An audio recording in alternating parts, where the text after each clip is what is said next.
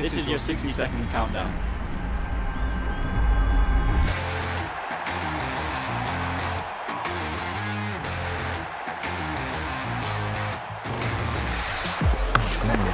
Just swept away. Yeah! Got straight through.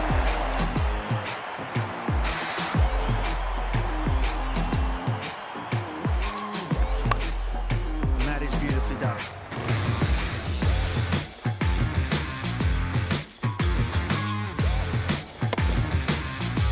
Yeah, just put his leg back a little bit. Oh,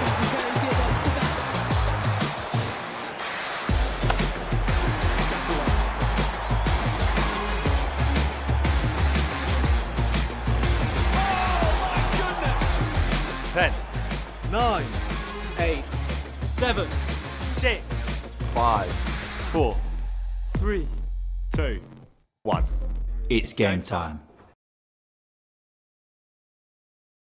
You want it, you gotta dig deep. I'm on top of the mountain, but it's real steep. Been through the valley, now I'm at the peak. Yeah, a higher learning every time I speak. And when kings collide, they expect to fight. But I know the truth, yeah, we the light. Don't believe the hype, nothing's overnight. Views from the top like a satellite. Yeah, I don't care what the nays say. I live without it for my namesake. I do what I want and not what they say. Now I'm in a position for a big payday.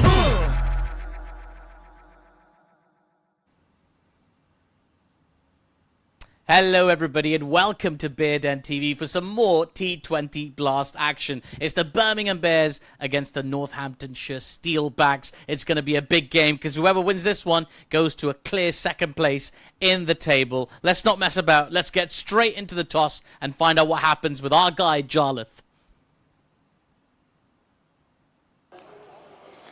So down here then by the boundary edge, I'm joined by Bears captain Alex Davies. Alex, what happened there at the toss?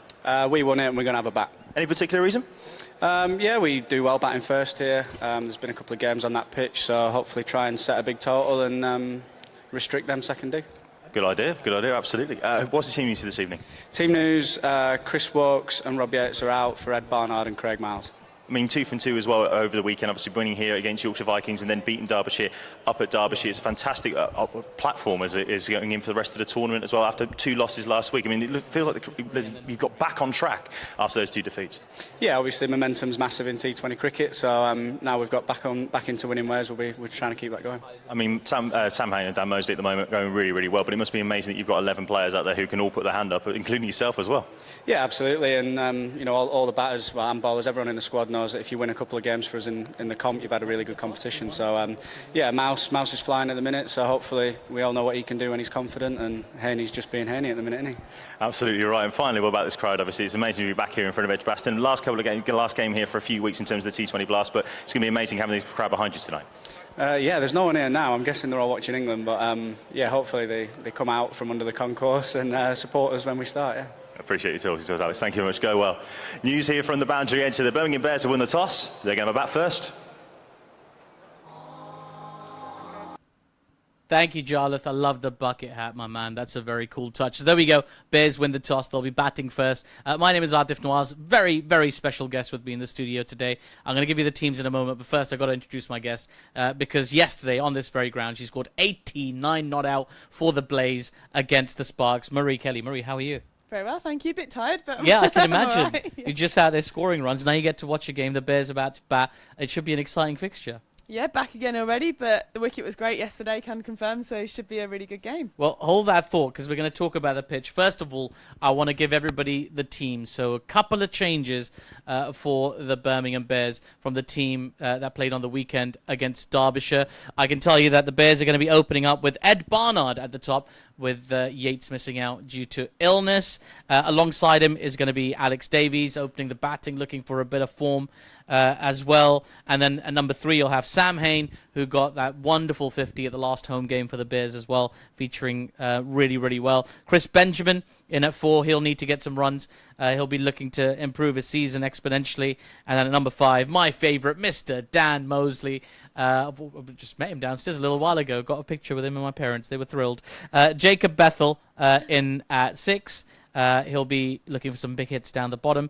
And then some all-round heroics expected from George Garton with bat and ball. Big role to play, particularly with the Bears setting a target. Danny Briggs will begin the spin partnership for the Bears that continues with Jake Lintott. Brilliant spin double act between the pair of them, and of course Dan Mousley chipping in as well. And then into the team today is Craig Miles. Chris Wokes is sitting out this game, and Craig Miles will be coming in his place. And rounding out the 11 for the Bears, it's going to be Richard Gleeson. They always look a better team with Richard Gleeson in that starting 11. So there is your full Bears 11. Alongside that, you can see a Northamptonshire team as well. Very, very strong 11 from Northamptonshire. They've done exactly the same thing as the Bears so far this season. Played 6, won 4. So this game will separate one from the other. It's a crunch game as well, Marie. I mean, I know a lot of people have been sort of occupied with the football today, but now it's all things cricket here at Edgbaston. Absolutely, and I was actually commentating on the Derbyshire Bears game the other day as well, so looking at the table, it's all just so tight, isn't it? I learned that you don't have bonus points in this league either, so the points everyone was on so tight, so this is an absolute must-win game for the Bears, but they did play very well the other night, so hopefully they can repeat that performance today. And they played well last time they played here as well. You know, they looked like that Yorkshire team looked like they were getting away from them a little bit, you know, and it's a class Yorkshire team as well. Players like Sean Masood, Joe Root, not Harry Brook, of course, because he's out in the West Indies, but it's such a strong team. But the Bears, they seem to just pull it together at the crunch moments at the moment for the Blast. Absolutely, I think they've just got a really good all-round team, haven't they? Like you said, when you're just reading out that team list, everyone's just got such clear roles and lots of different attributes, lots of great skills on show, and they just looked a real comprehensive unit the other day. So hopefully they can repeat again tonight. And they're batting first today. I mean, you were down there yesterday. Looked easy for you. I mean, you were getting loads of runs. 89 not out, spectacular. And what do you think is the key to be successful on this pitch? Do you think it's one where you can go big from the word go? Or you got to just take your time, chill a little bit. I'd say the pitch was very good. I found it a lot easier just to get myself in. There was real big pockets, so we played on quite big boundaries yesterday. And I always think when it's bigger boundaries, rather than just going for the bigger hit, trying to get twos and singles along the ground, and then you can make the most of your 4s and 6s with the big angles as well. So. Yeah, pretty much how Sam Hain batted the other night, get himself in and then go big towards the end. Yeah, Hain is a quality player, but I want to talk about one of my favourite players in this team, the all-round brilliance, the Talbot's player of the match from the last game, and that is the one and only Mr. Dan Mousley. I mean, so impressive. I'm slightly biased, obviously, because he's one of our favourites here on Bear Den TV. We have him up here post-match very often, but he's so effective, isn't he? In those middle overs, you know, he can just sort of dry up runs for the opposition, but also just a player that can provide the big hits and a little bit of acceleration in the middle. A player like that worth their weight in gold. Massively, like I said, all three areas of the game, good in the field too. He just brings so much to the team. I think he bowled 1 over for 3 runs the other day at Derby and just really soaked up and just added so much pressure onto the opposition. And then similarly with the bat, he can hit 360, can't he? A couple of reverse sweeps and ramps, but then can also hit it really hard straight. So he causes a lot of headaches for the opposition with both bat ball and in the field. He does. And another player who I'm really pleased to see back in the 11 featuring regularly is Richard Gleeson. Because it feels like he kind of adds gravitas to the team for me. Like, it feels like you feel more secure about that bowling lineup when he's in the mix. Absolutely. I think he's just that kind of impact player, isn't he? He's just got that bit of experience about him, a bit of X factor, and yeah, you just want him in your team, wouldn't you? Yeah, absolutely. Let's circle back a little bit to some of the top order as well. So, you know, we got Yates is out for this game, which is a bit of a blow, but what an opportunity for Ed Barnard at the top of the order. I mean, this is what you want, right? As a player, your team's, but you win the toss, you bat first, and you're out there straight away. Big pressure. Absolutely. Yeah, he could see it as pressure, but he could see it as an opportunity, and perhaps he's got the free license message of, this is a great opportunity, just go for it. What's the worst that can happen? So it'll be exciting to see how he goes about it and whether he goes quite aggressive from ball 1. And like Chris Benjamin is another one I've been keeping my eye on. Like, obviously, you know, he's done quite well in previous seasons. Big player for the Bears, hasn't quite hit the mark yet this season. He'll be keen to have a good swing today. Yeah, well, I know what that's like. Not having a great season and then it comes together. But there was a good quote about the further you've been from scoring runs, that means the closer you are to then being able to do it. So if you switch the percentages, it just means he's due some runs. So perhaps it'll be his luck tonight. That's a great way of thinking about it. That's such a good quote. It's the kind of thing that I would mess up, though, for sure. It would just be an even longer gap somehow. Just reverse mathematics. What do you think will be a good score? I mean, you were out there yesterday. chased 139. Yeah, 139. 139. Pretty much, it was pretty straightforward for the Blaze. But what would you say is a good total on this pitch for a last game? Yeah, well, we felt they were probably sort of 20 short, so 160 for us. I haven't actually seen the boundary sizes and stuff today, but yeah, I think if we're getting 160, then the men should be potentially looking at 180, 190. Yeah, absolutely. I think 180, 190 would be a pretty good effort from the Bears for sure. Crowds building up as well. We've got you on commentary today. Excited to be back on commentary? Yeah, can't wait for it. I love talking cricket, so I'll be happy to go and chat some more. Excellent. Well, we're going to let you go and join Adam Bridge in a moment, who's going to be on commentary very, very shortly. It'll be a very exciting game. Stay with us here on Beer Den TV. It's the only T20 competition in the world worth watching right now, I'm telling you. Here we go. Over to my favourite, the man with the mic and the beautiful jacket today as well, Mr. Adam Bridge. I'm not sure how I can live up to that. Thank you, Artie. Thank you, Marie.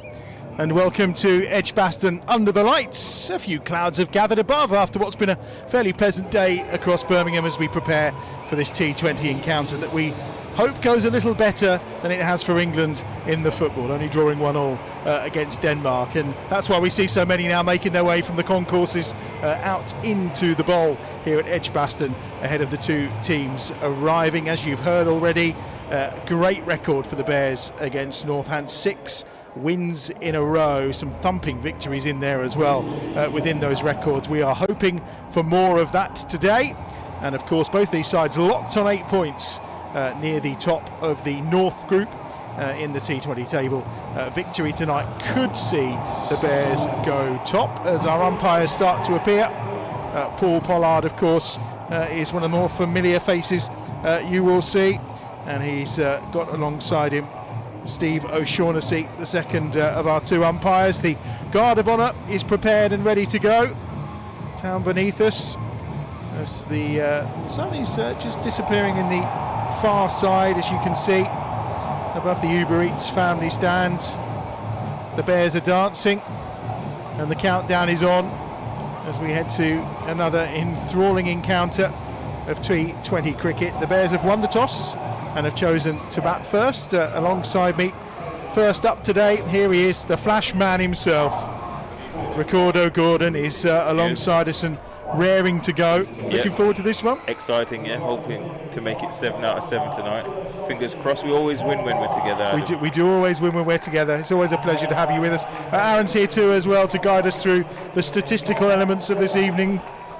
I'm indeed, Adam, yeah. Good evening, folks. It is a lovely, lovely day in Birmingham. As you mentioned, the clouds have gathered a little bit as the evening's gone on, but this should be a cracking game of cricket. 2 sides who play that flashy, enterprising, aggressive style of cricket.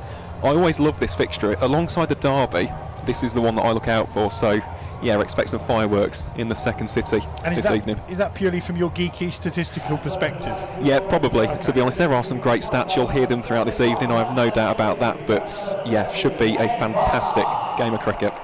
Well, a couple of changes, as you've already heard, and we have Ed Barnard being one of those changes in for Robbie Yates, who's unwell. The other change sees Craig Miles replacing Chris Wokes, who's preparing for red ball cricket, which of course is back on Sunday.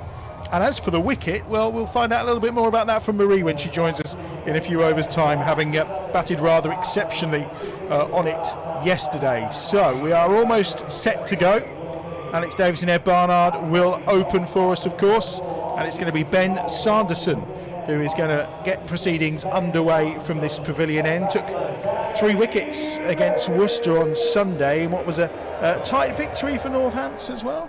It was, again, an excellent game of cricket, and to be honest, Northants this season are a team to watch out for. When you look at their batting lineup, they've got strength in depth. They've also got some very interesting bowling options, one of which is Ben Sanderson, and also Rafi Weatherall, the young enterprising seam sensation. Had that fantastic final over against Worcestershire on that was a couple of weeks back now actually at Wantage Road, but yeah, that final over against Gareth Roderick, so he's definitely someone to watch out for this evening. There we go, about to get ourselves underway then. First ball coming from Sanderson then from this pavilion end. The 2 fielders that are out are at third man and deep square leg, and he's in immediately. It's down the leg side, and the Bears will be off the mark straight away. Yeah, straight there, looking for a little bit of shape. Probably asking the ball to be looking to a bit too much there early up. So he's got one slip in here, so he's obviously looking for a little bit of a way swing, getting that outside edge early here. You're allowed to loosen your first one, you fast bowlers, aren't you? Not in this format of the game, no. You can be right behind the 8 ball from ball 1 with this format. Got to be on it from ball 1. There it is, a little bit of a way shape. Davies prods forward. Looks like the pitch is not quite happy with that. Might held up a little bit. It's the same wicket they played the double header on last week Friday as well. So in the middle of the square. So some big hits. Pass score here is around the 160 mark, is it? Well, last season it was actually 148. 148, so. Yeah, there we go. Sanderson, again, there'll be no run. Although, in fairness, that was brought down by the Lancashire game. I think that was the big outlier in it. It dropped it quite massively. Aside from that, it was about 162. So. See, you and your damn lies and statistics. It only takes one thing to throw them out, doesn't it? That's the beauty of stats. Nice start here from Sanderson though after that first wide. He's just found a decent line and length to Alex Davies, who will be looking to make a decent contribution today, the skipper. And again, Ricardo is just not quite able to get it away. He's found a nice length there. Yeah, it's good heavy length there, just outside the line of off stump. I think Davies was probably trying to hit that a little bit too hard, perhaps. Good to see everyone starting to file in now. They've dragged themselves away from another mediocre England performance in the football. Starting to fill up in the Hollies away to our right hand side as well, which is terrific to see this Thursday night. Sanderson then looking to continue the good over, and this time a bit more bounce. Definitely a bit more bounce, well. Yes. Bit more shape there, so definitely settling into his work pretty well here. Ben Sanderson. Been quite a reliable performer for Worcester over the last 5 years. Originally a very good red ball bowler, and has now become a very good lead of this white ball bowling attack. Yeah, they've got some quality. They've really started this campaign well. A few people were looking at the squad at the start of the season and not sure what they were going to be, and it's one hand off the bat from Davies again. It's a really good line and length from Sanderson, who so far has only given away that wide with the first ball. Yeah, very strong, heavy length there. Davies looking a little bit surprised by the little bit of pace and bounce from this wicket so far. Big action ball this, I reckon. Might be seeing a bit of action from this ball. Is it 3 balls? After 3 dot balls, usually the 4th ball is the action ball. So we've had 4 dot balls. 4 dot here, balls, yeah. So see something happening 5 here. dot balls, and Alex Davies is beaten. Well, that's a really good opening over from Ben Sanderson. It may have started poorly with that wide, but just the one run off it, and it is the wide, and it means at the end of the first over, the Bears are 1 without loss. You said you want to see what's going to happen from this pitch, so far we've seen the ball carry through pretty well. So let's see what David Willey coming on from the Birmingham Road end. Is it Birmingham Road or is it Birmingham City end? It's the Birmingham Road end. Yeah.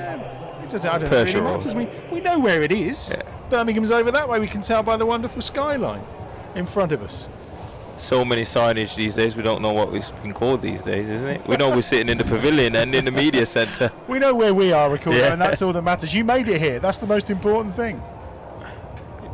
Should we talk about getting through the building? We don't talk about internal politics, Ricardo. No one's bothered about that.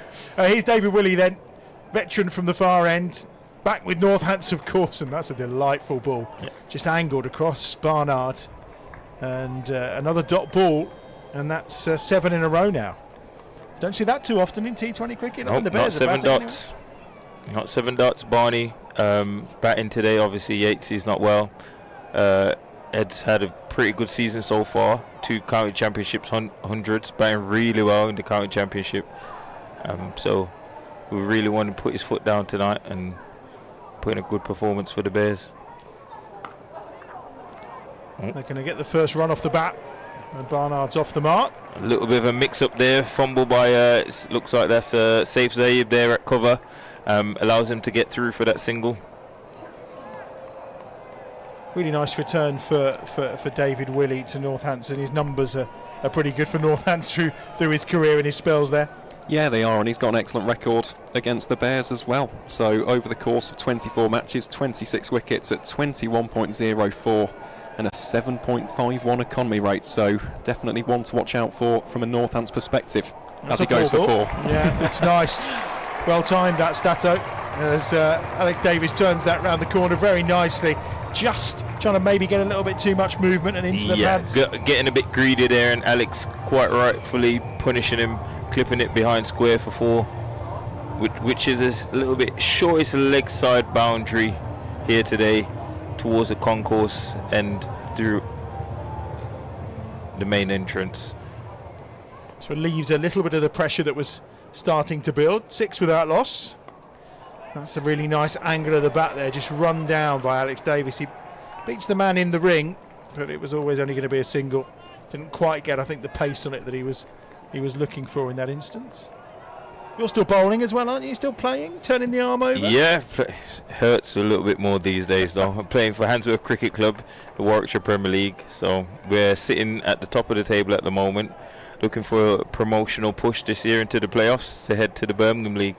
So we're not doing too badly. I've missed 2 games with a bit of a side niggle, but boys have won 2 in my absence, so you might struggle to get back in. Great shot here by Barnard, square drive for 4. It's a really nice shot. He has been in such good nick this season so far. I think just the strength that the Bears have got when it comes to their batting lineup, this is his first chance in the T20, but the form he was in with the red ball, you kind of almost were willing him and wishing him into the side. Yeah, he's to be honest, I'm following the cricket quite closely, and to see how he's progressed as a player as he's come over from Worcester this year is just quite immense. He's always shown a bit of batting potential, but now he's actually realising it and doing really well. 11 without loss, and there he is. What a shot. Lovely ramp shot for 4 runs from Ed Barnard. Really nice variety. And he's just starting to take a bit of the pressure away here. 14 off that over from David Willey. 15 without loss then at the end of the second over, and really impressive from Ed Barnard. Impressive batting here. So I was just about to say 2 balls before. It's a bit of a quiet start for the Bears here, but seem to have capitalised on a slow and steady start here and starting to accelerate a little bit here into the power play. It'll be quite interesting to see how Alex Davies approaches this Ben Sanderson over. He's still got his slip in there, so he's still going to be looking for that away movement. Let's see how Alex Davies approaches this to get him off that length. Do you think Willie was perhaps trying to just look for a little bit too much there, whereas Sanderson in that first over just kind of concentrated on a good line and length? And there he is again, bowling quite heavy. I think David Willey, a different style of bowler, isn't it? When we've seen him operate for Northants and England, he always seems to go a little bit fuller, seeking that inward movement back into the right-hander. And whereas Ben Sanderson's more of a hit-the-deck sort of bowler, looking for that away movement. I was going to say, as a fast bowler, sometimes can you almost be trying too hard? So you get the first over goes down, very steady, very calm from Sanderson. You get the ball at the other end and think, well, this is doing a little bit, and maybe you just try a little bit too hard for too many variations, or looking for too many kind of different types of balls, rather than just finding, like Sanderson did, a good line and length. Yeah, it's quite interesting. As I said, different bowlers have different operating rhythms and different lines and different ways about how they go about taking wickets. You can see Ben Sanderson's length is a lot more, is a bit more back, whereas David Willey is a typical swing bowler who looks to get the ball a little bit further up there, looking for the ball to move through the air a bit more, whereas Sanderson's more off the wicket. So David Willey's swinging it in, or looking for swing through the air, or a little bit of purchase off the pitch, where Ben Sanderson's more of the hit the deck seam bowler. So that's the difference, swing and seam. And neither as fast as you were. That's the most important. Oh no, you've been too kind now, Adam. Sanderson again. He's bowling really well here. Yes. Great running that is from the boys, and that is the type of cricket that builds momentum for an innings. Boundaries aren't the only way, but if Davies, you can see, is obviously struggling with the length that Sanderson's bowling, and Barnard's realised that there and squeezed a single out of what was a very good ball. I was going to say, I think one of my favourite moments here was when you were coming into bowl and they started firing up Queen and Flash from the old Flash Gordon movie. That was good. Yeah, it was pretty. Yeah, it did, and most of the time got us a wicket as well. So Sanderson in again. This time he goes full because Barnard had given himself some room, and yeah, like the rest of us, it's a bit of an ooh-ah moment. That wasn't far away from that off stump. Not at all, but you can clearly see just because Barnard's enterprising batting so far, where he's sat leg side, played a great square drive, come across his stump, played a great ramp shot. Ben Sanderson's now taken the slip out, he's ringed the offside in, so he's got 5 fielders in the offside here, and straight away you can see Ed Barnard here has given him food for thought. He's immediately changed his lengths, he's gone a little bit fuller, so let's see what happens this ball. Comes down, picks it up, tries to go all the way, and it's literally inches short.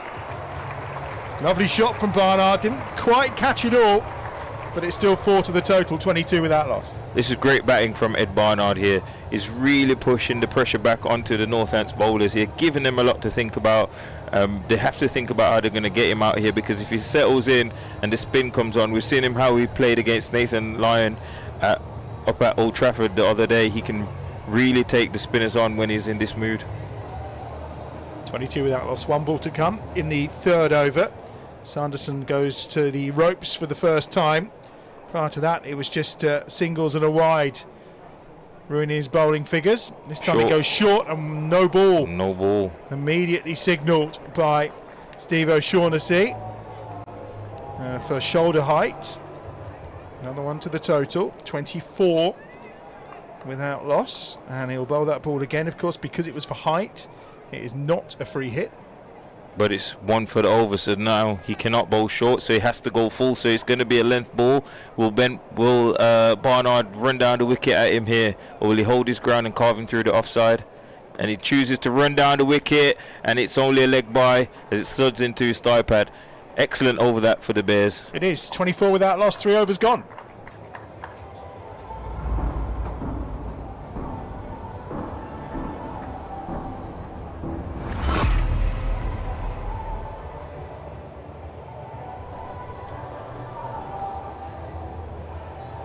Score moves on to 25, should I say. Barnard 14, Davies on 7 after the opening 3 overs. Well, we've seen enough of David Willey already. Saif Zaib is going to come into the attack from the Birmingham end. So already just turning to a slight pace-off moment on this wicket.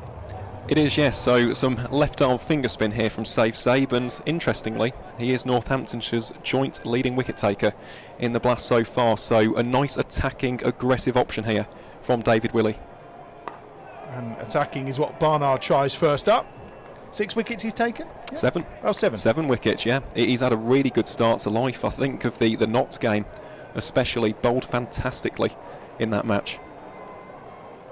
Barnard comes down. Great shot that, coming down the ground, giving himself a little bit of room and then just chipping it lovely over extra cover here. As I said, if Northants don't think about getting him out here, not just hoping to chip for him to chip one in the air, he can be quite devastating. As I said, watching him bat against Nathan Lyon, he can be quite fearless. He's a batsman or a player that you can see doesn't worry about the play, he plays the ball in front of him. So could be quite a long evening for Northants if they don't grab this wicket of Ed Barnard here today, which we hope they don't. Scores on to 29. Oh, and Barnard showing his array of shots here. Steps across the stumps, gets down on one leg and sweeps him behind square for 4. And that is 2 balls, 8 runs. Saif Zaib has a lot of work to do here. David Willey, the skipper's seen the option of trying to take the pace off the ball here, which the pitch seems quite evenly paced and seems like it's playing really well, and Barnard has got off to a flyer. Yeah, it's 22 off 12 so far for Ed Barnard. Barnard moving around his crease, makes some room and again hammers that one into the offside, but there's no run. 33 without loss. Timed that pretty crisply to Ravi Bopara, extra cover. You know, Bopara, one of the pickups after Sussex let him go at the end of last season. This time he'll just settle for a single down the ground, but just brings Davies on to strike with 1 ball remaining in over 4.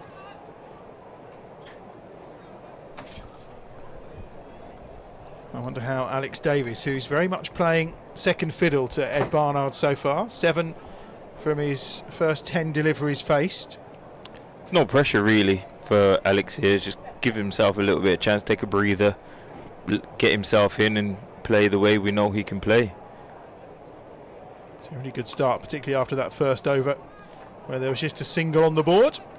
And it's going to be a dot ball to finish. 34 without loss then after 4 overs. Barnard on 23, Davies on 7. And considering these two haven't opened before this season, of course, because Rob Yates has been there, they've started quite nicely, and they're dovetailing quite well as well, Ricardo. Yeah, pretty well. In saying that, they haven't, of course, in this format, they haven't batted long together, but in the red ball stuff, they've had a few outstanding partnerships as well. Maybe Aaron can drop in a few stats there for us if we. He'll probably know them off the top of his head. Well, unfortunately not to hand, but I'll tell you what, lads, this is someone to watch out for. Rafi Weatherall, I mentioned him right at the start of the broadcast. I'm very, very much excited to see what he provides for the Steelbacks tonight. He's rather quick, shall we say. Let's see what he's got from this pavilion end. Oh, wow. He's carved away for 4, first ball. You gave him the big build up there, Aaron. I did, but you've got to remember about my allegiances in cricket, so I'm not exactly complaining about the outcome of that. As I said, he's bowling to a man in form here. Ed Barnard is showing his class here tonight. Steps away to the leg side and just hits that one over extra cover for 4. The young man here, as quick as he is came quickly onto the bat there. Weatherall then, how will he respond? Barnard again making some room. He tries to tuck him up. And that's going to go all the way for 4 again. And it's an inside edge from Barnard. Well, glorious the first ball of the over. Not quite so the second, but they score the same. 8 off the over so far. You still take them enterprising, that shot, you would say. Yeah. As it would say, you play through the V, you play through the A. It doesn't matter because of the scorecard. 42 without loss. 4 balls remaining in the 5th over then. Barnard on to 31, striking it just shy of 200 as things stand. That is a massive hit into the leg side. And Barnard steps away, looking to make room through the offside, and young Bethell follows him, and Barnard meets it pretty well and is a handsome and hard hit into the leg side over square leg for 6. And the young man's under massive pressure here. You got Sikandar Raza coming in from mid-off, having a word with him. David Willey walking back with him now, having a chat with him. This is great stuff from Ed Barnard. It's about 30 rows back in the Hollies, that. Fantastic shot from Ed Barnard. He's on to 37. 48 without loss, midway through the 5th over. This is more like it from the Bears. Weatherall, pressure on. 14 off his first 3 balls, and that's better. Again, Barnard just poking his bat out at that one, but that's a good response from Weatherall. Now, when you say quick, what's he been timed up at? Around about 85, 86 at times. But the key thing with Weatherall, actually, this might be a good matchup for the Bears, because you've just seen with the short ball, he doesn't often bowl shorts. He's more of a bit like a Ben Sanderson almost, to hit the deck, that good line and length. So that's Ed Barnard's strength. This could be from that game when he won it for the Steelbacks against Worcester. You can see he hit the Yorkers pretty well, and then here you can see he's come back after being hit for 6 over deep square leg. Was that Yorker? Bit of shabby fielding there. The boys almost came back through for a second run and decided not to. Probably wise in the end, I think. Yeah. Never run off a misfield. Well, that's not true, is it? Because if it's a misfield, somewhere tucked out in the far corner and you're kind of halfway backing up already, you can do that. I think that's a silly rule. 90% of times. 90%. Please you don't know run off a better misfield. than me. Yeah. I trust you. Last ball, the 5th over, 49 without loss. Alex Davies on strike now. Tries to run it away for a single, but there's no run. That completes the first 5 overs, 49 without loss. You're going to go and have a little breather, and Marie's going to come in and join us. 49 without loss, then 1 more left in the power play. Ricardo Gordon will return a little bit later on to salivate over Barnard's batting some more, I'm sure. 38 off 19 deliveries so far. Then Bears winning the toss and choosing to bat here at Edgbaston against the Northamptonshire Steelbacks, and Barnard's in fine form. And talking of batters in fine form, Marie Kelly, the Bears women's captain, joins us. Hello. Hello, he's striking it very well, isn't he? Yeah, nearly as good as you. No, a lot better than me. Wow, he's got off to an absolute flyer here. I don't think the Bears could have asked for anything better than this from him. Well, not after that first over as well, when they only had one on the board. So the last 4 overs have gone for 48 runs. Willie's back into the attack. Oh, that's a beauty. And that's going to be 4 more. And I love this from Barnard. He's just not letting them bowl him, is he? No, David Willey always is one of those who struggles to hide his emotions as he trudges back to his mark. He's had a fairly disastrous first 7 balls. I mean, that wasn't actually that bad of a ball. Like, that's on the stumps. It's pretty full. What, probably half a yard off being a Yorker? And Barnard's been real brave there and ramped it for 4. 50 partnership for these two. 53 without loss at the start of this 6th over. And Willie's gone for 18 off his first 7 balls. Yeah, they'll be scratching their heads now at Northants. I'm sure they'll be wondering, okay, what do we do now if David Willey's gone for 18? I suspect they came into this with plans that this was going to be Yates and not Barnard who was opening the batting. I mean, he's got hold of that and he's absolutely thumped it in a real baseball style, but he's going to get nothing for it, for all that effort. Yeah, that's a great shot for none, but I'm sure he's all right. He lives to tell the tale. He can go again next ball. I did say before, when he's coming in to open, I thought, I wonder if he's been given a licence here to just go out and tee off, and I think that's exactly what he's been doing and it's exactly what he's been told.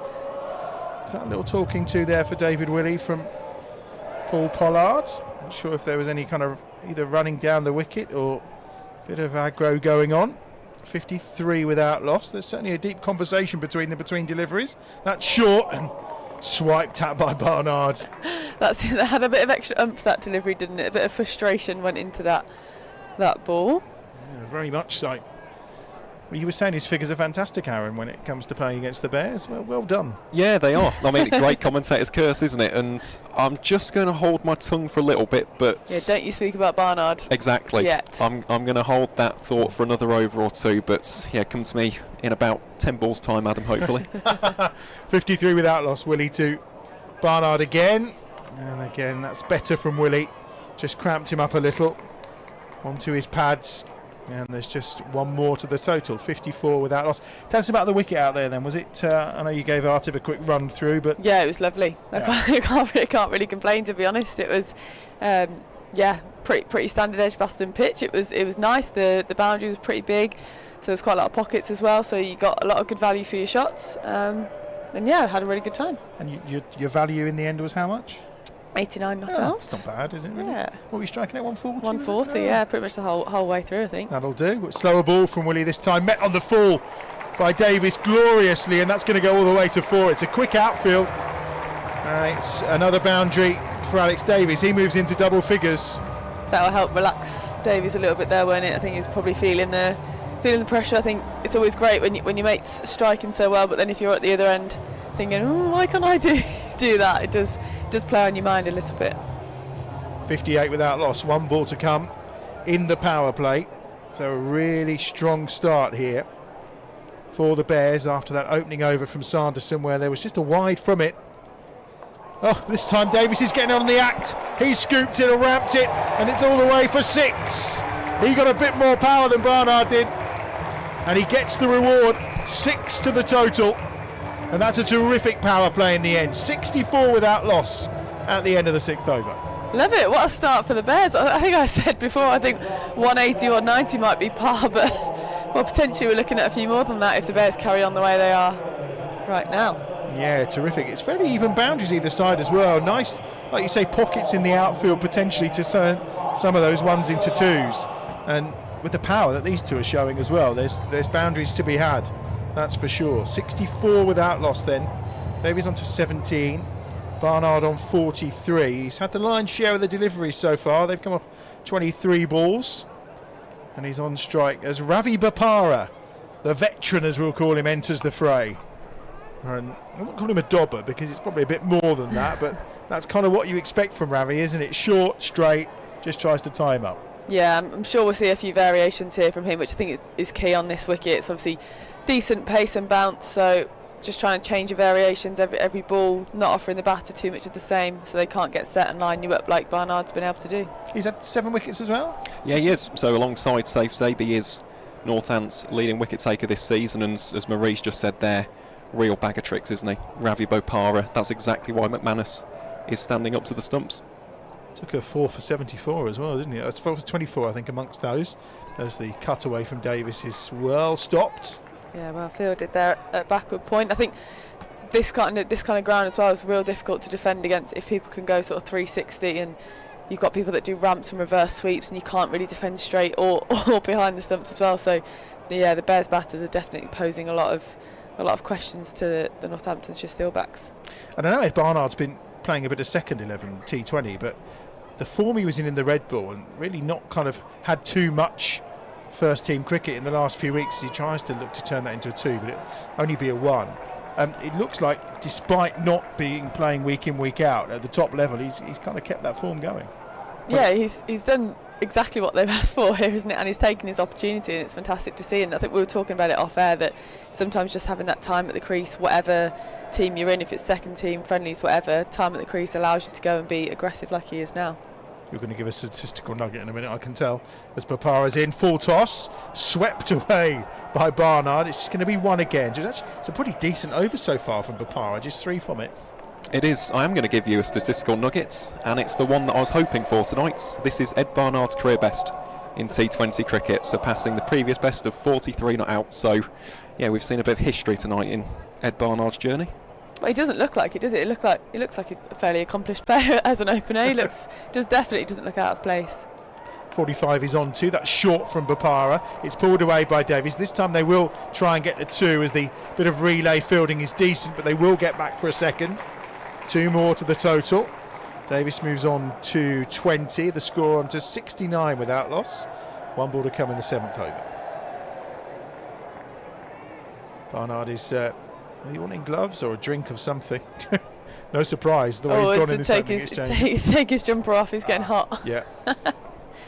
All that hard work. Hard to tell. The air conditioning is pounding out in here. It's quite chilly, but out there I'm sure it's warm. Davies again has played that away into the covers on the offside just for 1, and that at the end of the 7th over means the Bears are on to 70 without loss.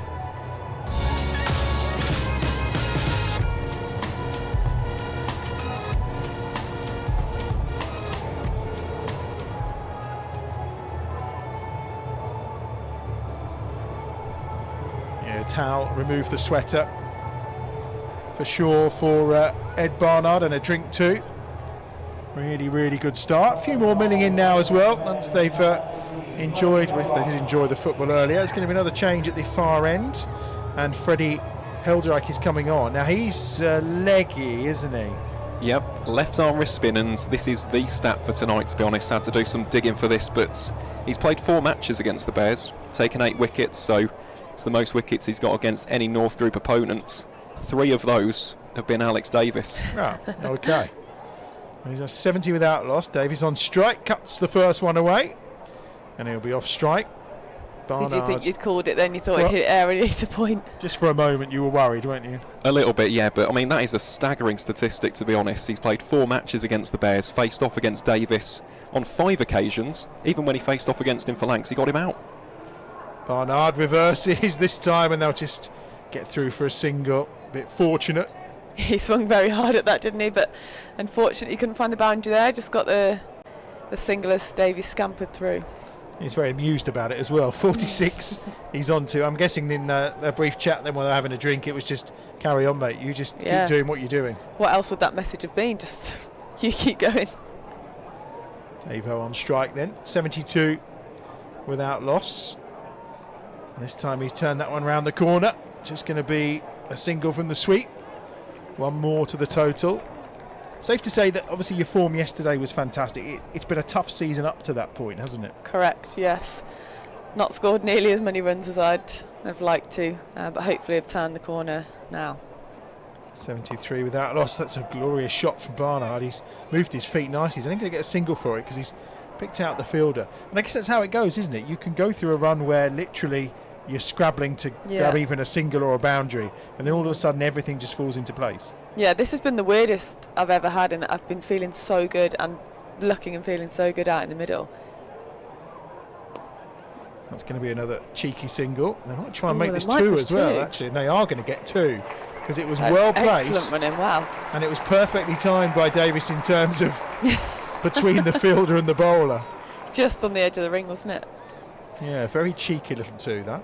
But yeah, I've never had it where when I've not scored runs before, I've almost felt really bad and felt scratchy. But I was feeling so good, but it just for some reason wasn't happening, and it was so bizarre.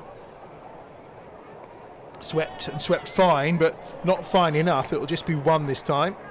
Decent bit of fielding down below us by Weatherall, and it's just one to the total. 77 then. 7 from that over. Davies on to 26. Barnard on to 47. And I guess probably it was a bit like coming back here. Must have felt like coming home to score those runs. Yeah, definitely. I just think, weather's not been great either, has it? The pitches haven't been the best in terms of pre-season, was just pretty much non-existent. And then, so you're basically admitting you're a fair weather cricketer? Oh, absolutely. It's been so cold and wet, hasn't it? As soon as it's 20 degrees, sun's out, Marie gets the guns out, and away we go. Yeah, exactly. That's it. And boom, boom.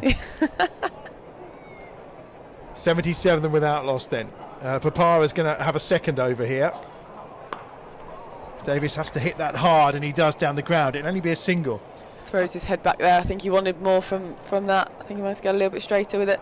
Well, I was going to say, they've hit a few shots in the last couple of overs where they literally look like they've tried to hit the cover off the ball because they don't have a choice because of the pace of the bowlers, particularly Bopara. Yeah. He's almost saying to you, you're going to have to really hit me. Absolutely, and it almost feels like you put that effort in and you get very little reward for it. Absolutely. It'll be a little frustrating. 78 without loss. Barnard has gone this time, and he's just dropped it short of Zaib, who was coming in. Didn't get all of it. That's exactly the threat that you're just talking about. I think that was a subtle off-cutter there from Bopara, and like I said, just trying to add that extra pace on it is a lot harder. When we saw the pace earlier, what was his name? Weatherall, yeah, Rafi Weatherall. Saw his pace, and that just allowed Barnard to use that pace. Whereas now they've got to kind of put that power back into Bopara and take an extra risk almost. Scores on to 79. And obviously one of the things about Bopara coming in from the south, because she's not played up here, has he? Yeah. We've not really seen him against the Bears. And that may work in the Bears' favour because he's not bowled at them. He doesn't know what their strengths are, or it could be that they've not faced him, and therefore have no idea what to expect. Well, Aaron pulled a face, which means he's got something startling to tell us. Well, not really, no. It's actually, I was going to agree with you, Adam. Yeah, he's only ever played against the Bears twice before this. Taken 3 wickets, though, so... It was one final stay. Barnard, that's up in the air, and this time he's going to be caught. And that's the end. Fred Barnard, 48. Again, maybe just a slower ball that he couldn't quite get hold of. Another wicket for Bopara in the blast this season, and the Bears lose their first. 80 for 1.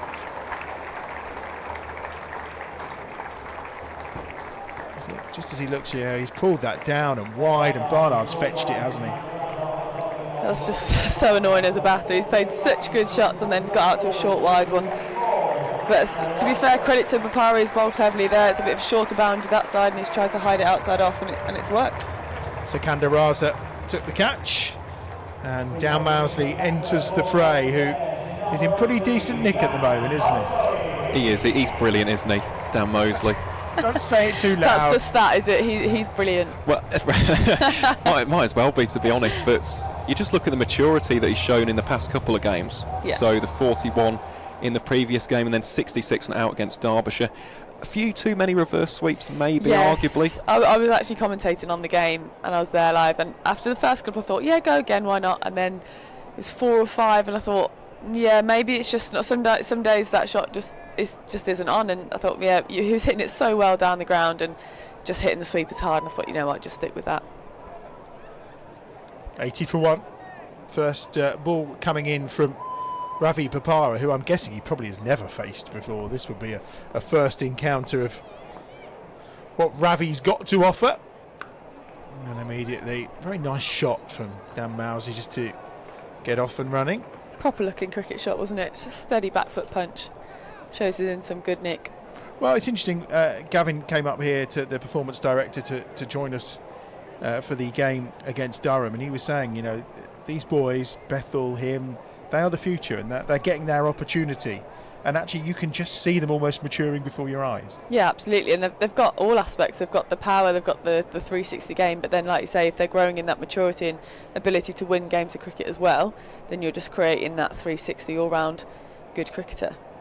also feel they're probably going to benefit from the T20 World Cup being on and the lack of overseas players, because it just is giving them that chance to bed into the T20 side, which obviously they did, or certainly Dan did last season. End of the over then, 9 gone. It's 82 for 1, and you've been checking to see if they've ever played against each other before. Well, I have. They haven't actually, especially not in T20 cricket. But yeah, in terms of the stats, I didn't really mention them for this season. But yeah, Dan scored 162 runs, decent strike of 127.55. I think for his standards, he'd want it to be a bit higher than that, maybe into the 140s, 150s. But he is the team's second leading run scorer so far. So it's been good to see from Dan, and he's usually been that middle order player, hasn't he? Yeah, well, I think that's where the strike rate, it can be flexible with that. If he's getting not outs and he's helping the team win games of cricket, then that's where you go, well, all right, if my strike rate is 120 in kind of May, June, then that doesn't matter, and then he can pick it up if needed. Raza on to bowl, and it's Davies who will turn that into the leg side. They're thinking about a second, and these two are very good between the wickets, and they will make it a second. It was a tight one, but it was well run. I don't think I'd be getting back for 2 there. That was rapid. And that's one of the deceptive things about strike rates, isn't it? Because if you are finishing games off and you're chasing down, I don't know, a 140 or 150, where actually you can go at a runner ball, it's okay, isn't it? Absolutely. I think we've seen that. Oh, that's cut away beautifully behind backward point by Davies. For 4 runs. Super shot, isn't it? I think as well it's quite nice for him today that Barnard's gone and done what he's done, because it's allowed him just to settle, to get in and now kind of almost play that sort of innings that you want the skipper to play, where he's just going to dictate things and keep things ticking over. Yeah. Because at the other end he's got Dan who can... Absolutely. Well, I was just going to say, it was actually watching Dan and Sam Hain back together was pretty similar in that Sam was just happy to tick along at sort of 110, 120 strike rate, and it allowed Dan to kind of flourish a little bit more. Lovely cut away again. It's going to be tight. Very tight. He missed the stumps. Oh, he didn't take the stumps. I thought he was gone. He missed the stumps, and I think he probably would have been if he'd reached the stumps, but again, it's that old taking the ball in front of the stumps, isn't it? And then turning round and, oh, hang on a minute, I've got too far to go. Absolutely. I think he just needs to get back to, especially as a spinner. There's not really an excuse there for him not to get back to the stumps. Do they coach you to take it in front of, or is it? It is personal preference, but we have explored that, and I personally prefer it, not necessarily in front of, but next to, so your back foot can stay next to the stumps. 89 for 1 into the pads of Dan Mousley as he tries to sweep. I think it negates, especially if the throw is bad, you're in a much better position to be able to retrieve it. If the throw is perfect, then you're doing better if you're behind the stumps, but if it falls short, then you're in a better position. Off the legs again, around the corner for 1 more to the total. And it's interesting actually, just going back to the strike rates thing that we started talking about, with Sam Hain, he often just bubbles along, and then when we're setting a total, he will then just kind of explode the last 5 or 6 overs, which is probably where his strike rate starts to accelerate. So far this season, he's knocking around 120. It's 116, I think, at the moment. Yeah. Well, pretty similar, to be honest. That's out. Last ball of the over, and Davies has gone for 36, and he throws his bat because that's pure frustration. Sikandar Raza strikes with the final ball of the over, 8 runs from it already. And Davies has gone for 36, and the Bears are 90 for 2 at the end of the 10th over. Yeah, so watching Sam Hain, I think he just seems so unfazed by strike rates. I think you see with other batters, you can see them getting frustrated and you go, oh God, I've got to get on with it here. But he's just so calm and collected, and he just does not seem to be fazed by this whole messaging of we've got to be striking higher and higher and higher. And he just plays such low-risk cricket. But I think that's why he's so successful for the Bears. Well, you're supposed to leave us now, but no, so you're fine. Ricordo's not here. So I'll stay on then if you'll have me. I don't know where he is. We did kind of run through the rotor earlier, and he wrote it all down, but maybe he's just forgotten. Oh, that's fine. I can keep chatting some more until he comes back, and he can take over. Yeah, that's fine. 90 for 2 then after 10 overs. Sam Hain comes to the crease for the Bears, of course. Halfway point. I mean, you said 180 is a par score. I think 180 is par at least. I think they'll be looking to get another 10-15 on top of that minimum. And you think we're also seeing that the pace off and the variety is what's going to make life difficult for batsmen, isn't it, as opposed 100%. To the out and out pace that we saw a little earlier. Could play into the hands, of course, of the likes of Briggs, Lintott and the man at the And crease Mousley now, as Dan well. Mousley. Yeah, Absolutely. I think he'll be really effective on this. He actually, I really noticed as well the other day how quickly he got through his over. He just, as soon as he got the ball, straight back to his mark, rushes the batters for so much time, and then straight off back out to Cow or deep square leg. And I was like, whoa, hang on, he's only gone for 2 runs. It's been about a minute, and suddenly the batters are having to face the next ball. And as a batter, how do you counter that, and how do you deal with that? You walk away from your crease and you make him stop. You tie your shoelace, you take your helmet off, you do anything to slow him down. It's Bopara again, bowled very well so far, 1 for 12 from his first 13 deliveries. They're going to turn this one into a 2. That's really good running again. And again, there's the advantage of looking at the fielder, isn't it? Because they realised he's right-handed, and therefore he's having to run round the ball before being able to pick it up. That's Justin Broad out there. You can see how big the boundaries are actually, with all the Northamptonshire players standing about 5-10 yards off the ropes as well. So you can see they've got a long way. It means there's loads of pockets out there for lots of 2s. Hanging off and running then on 2. Again, it's into his pads. He's turned it into the leg side, and I think they'll go for 2 again here. It's almost identical. I feel like I've just had deja vu. That was carbon copy. Where the ball went, how he played it, the running, the throw, everything was just the same, wasn't it? Well, that's what they always say, isn't it? Same ball kind of in the same area, and he's just able to turn it round the corner. I think that's what Hayne does. He doesn't look to create anything, does he? He just plays the ball on its merits, and therefore will get that exact same outcome again and again. 95 for 2 then. We're midway through the 11th over. Bopara is back on. This time Hayne goes down the ground. I can hear the door going. Maybe Ricardo's arrived. He has appeared, I do believe. So at the end of this over, you can go and have a little rest. All right, But you'll be back soon. Might go on a scavenger hunt for some food. Well, make sure you got your wristband or your pass. 96 for 2 as things stand. Hayne is on 5. Dan Mousley on 3. 2 balls to come in Bopara's 3rd over. 1 for 17 so far. Down the ground into the leg side, just trying to use his feet, but he picks out the fielder this time. Yeah, I think Bopara will be the trickiest bowler to face on this wicket, just changing it up every ball. He very often cramps batters up as well, doesn't give them their arms to swing through. He's done that very effectively today. 96 for 2, 1 ball remaining in over 11. It's been, I think, his most expensive over so far. 6 runs have come off it to date from Bopara. Last ball, and again a lot of effort in that shot from Dan Mousley, but he gets nothing for it. End of the 11th over, 96 for 2.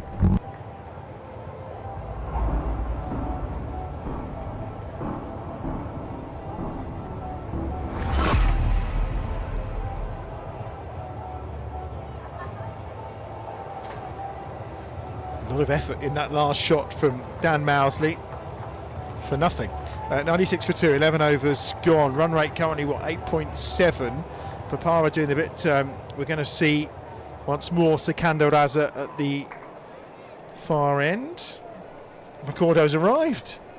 You're only an over late, it's fine, don't worry. Just enjoying watching Middle Passage. You were engrossed in the cricket, weren't you? Yeah. Understandable. Don't want to break the flow, see. It's been good stuff. Back in, so let's see some more runs on the board. Sam Hayne walking out after a fine performance in last time he was here, guiding the team home. Potentially these 2 here in the Middle Passage, pretty tricky here for Northants, for the Bears to negotiate these 2. Northants probably 2 most experienced bowlers. A lot of wealth of experience behind these 2 here. Sikandar Raza now bowling to Dan Mousley. Mousley sweeps behind square. 1 run, it is safe, so he picks it up and whips it back in, almost cleaning up Sam Hayne. A couple of wickets went while you were gone. It's not good that she's letting wickets happen on her watch. You had a very clean first 5 overs there. Yeah, very exciting first 5 overs. 98 for 2. Sam Hayne doing Sam Hayne things here, just ticking it on nicely here as he settles himself in.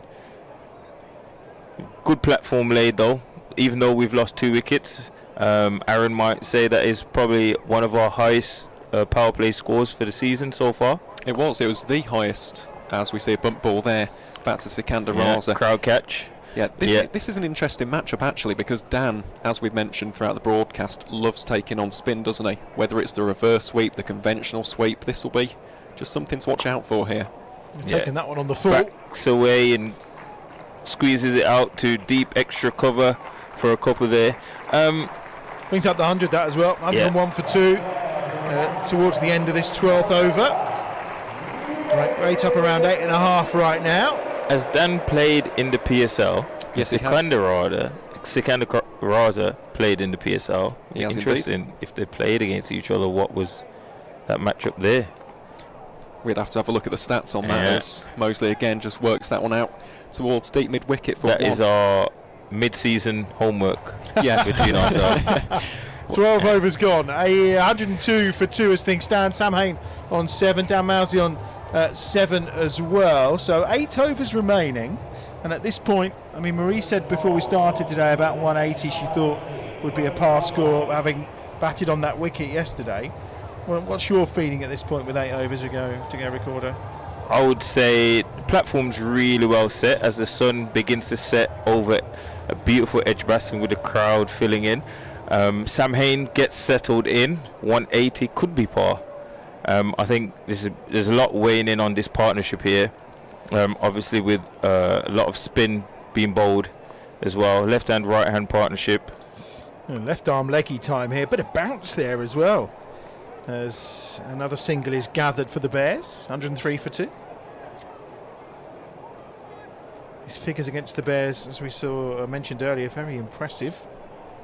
Yeah, they are indeed, yeah. 8 wickets in those 4 matches, and that's the thing about Freddie Heldrich. He's a fearless bowler. It's what you need to be as a leg spinner. I'd say that his leg break is probably more potent than his wrong gun at this stage of his career, but he's just happy to fly it up, allow for miscues, allow for stumpings.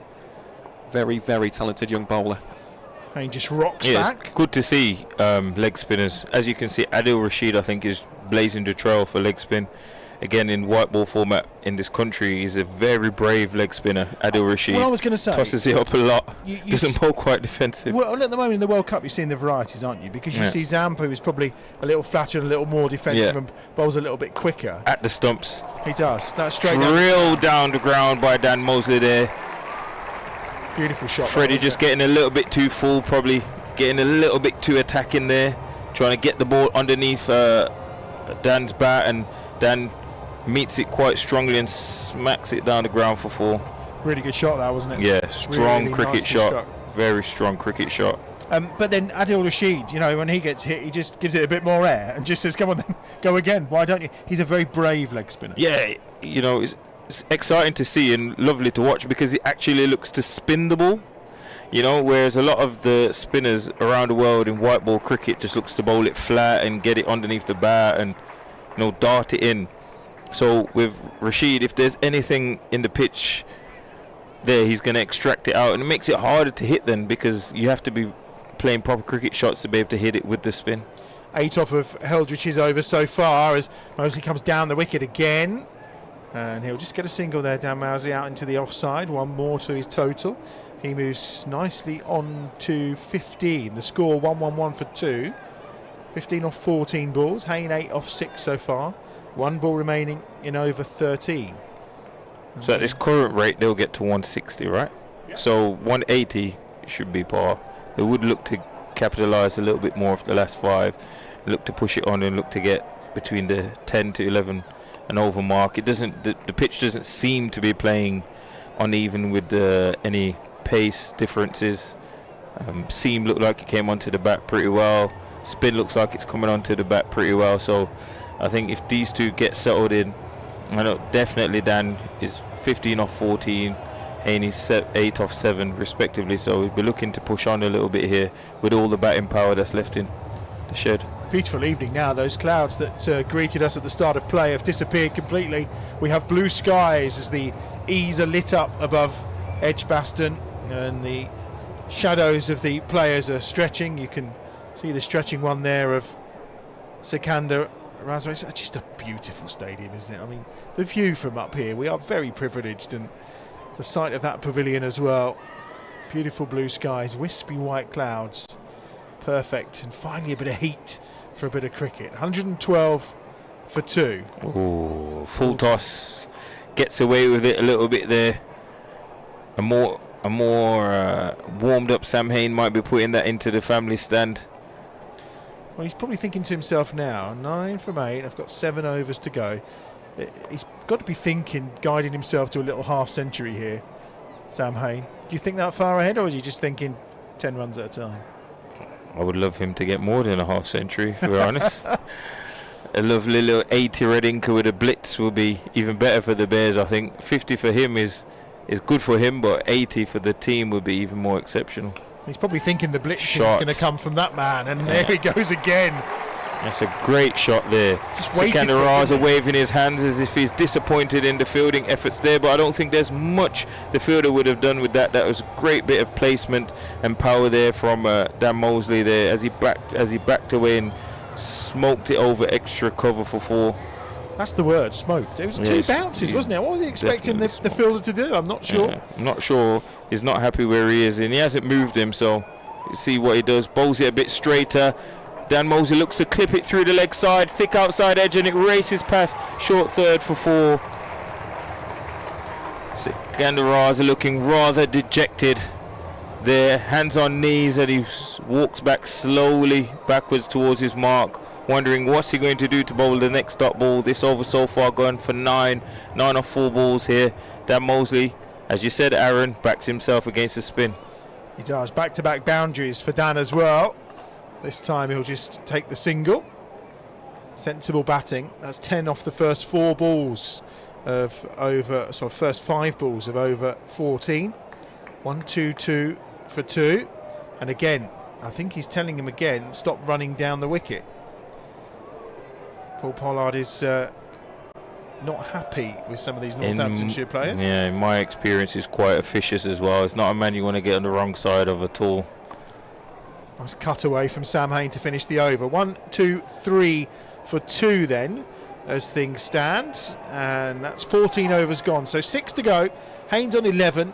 Mousley on 22. And they are just building a really, really nice partnership here. Platforms laid really well. Barnard, it'd be hard not to see him in the team again after that fantastic display of batting with the opening stand with Alex Davies. They've added 32 in 4 overs, haven't they? Yeah. Stage is set here. Stage is definitely set for one of these two to really go on and take the Bears to a match-winning total here. We think anything above 180 here should see the Bears home tonight. Ravi Bopara, 1 for 17 from his 3 so far. Last over of his 4, and he's been very difficult to get away so far. 33-run partnership for these two, should I say? It's 1, 2, 3. He's bowled a few balls which I think for a man of his standards he'd be thinking I've got away with it here, but let's see what Haney does with him here. Clips it into the leg side, pushing hard for 2. Sikandar Raza runs round, great pickup, great throw, but it's still 2 runs. That's excellent running there from Sam Hain and Dan Mousley there. It's all caused by that brilliant placement, wasn't it? Because it's between the 2 fielders. I think that's where Sam Hain has matured really well into the lead of this batting lineup now. You can see, he's got the power to his game. He can strike it at 180, 170, but in these sort of situations where you could come in and you could throw your hand and you end up losing 2 wickets, but it adds a little bit of stability to the batting order in the middle here where he has this potential to find the gaps. Hain's on to 13. Bopara straight back at him, and he's caught it at the second attempt. Well, again, put the jinx on him. Well, Bopara's pace and his direction, Sam Hain thinking I can have this, and just gets caught at the second attempt. He's smiling as he walks off because he knows he's unlucky there, as that was gathered at the second time round by Ravi Bopara, who has his second of the game. 1, 2, 5 for 3. He's probably thinking I could have probably hit that anywhere into the stands here, but unfortunately he's clothed it straight to Ravi Bopara, who's parried it up and then taken it on the second attempt.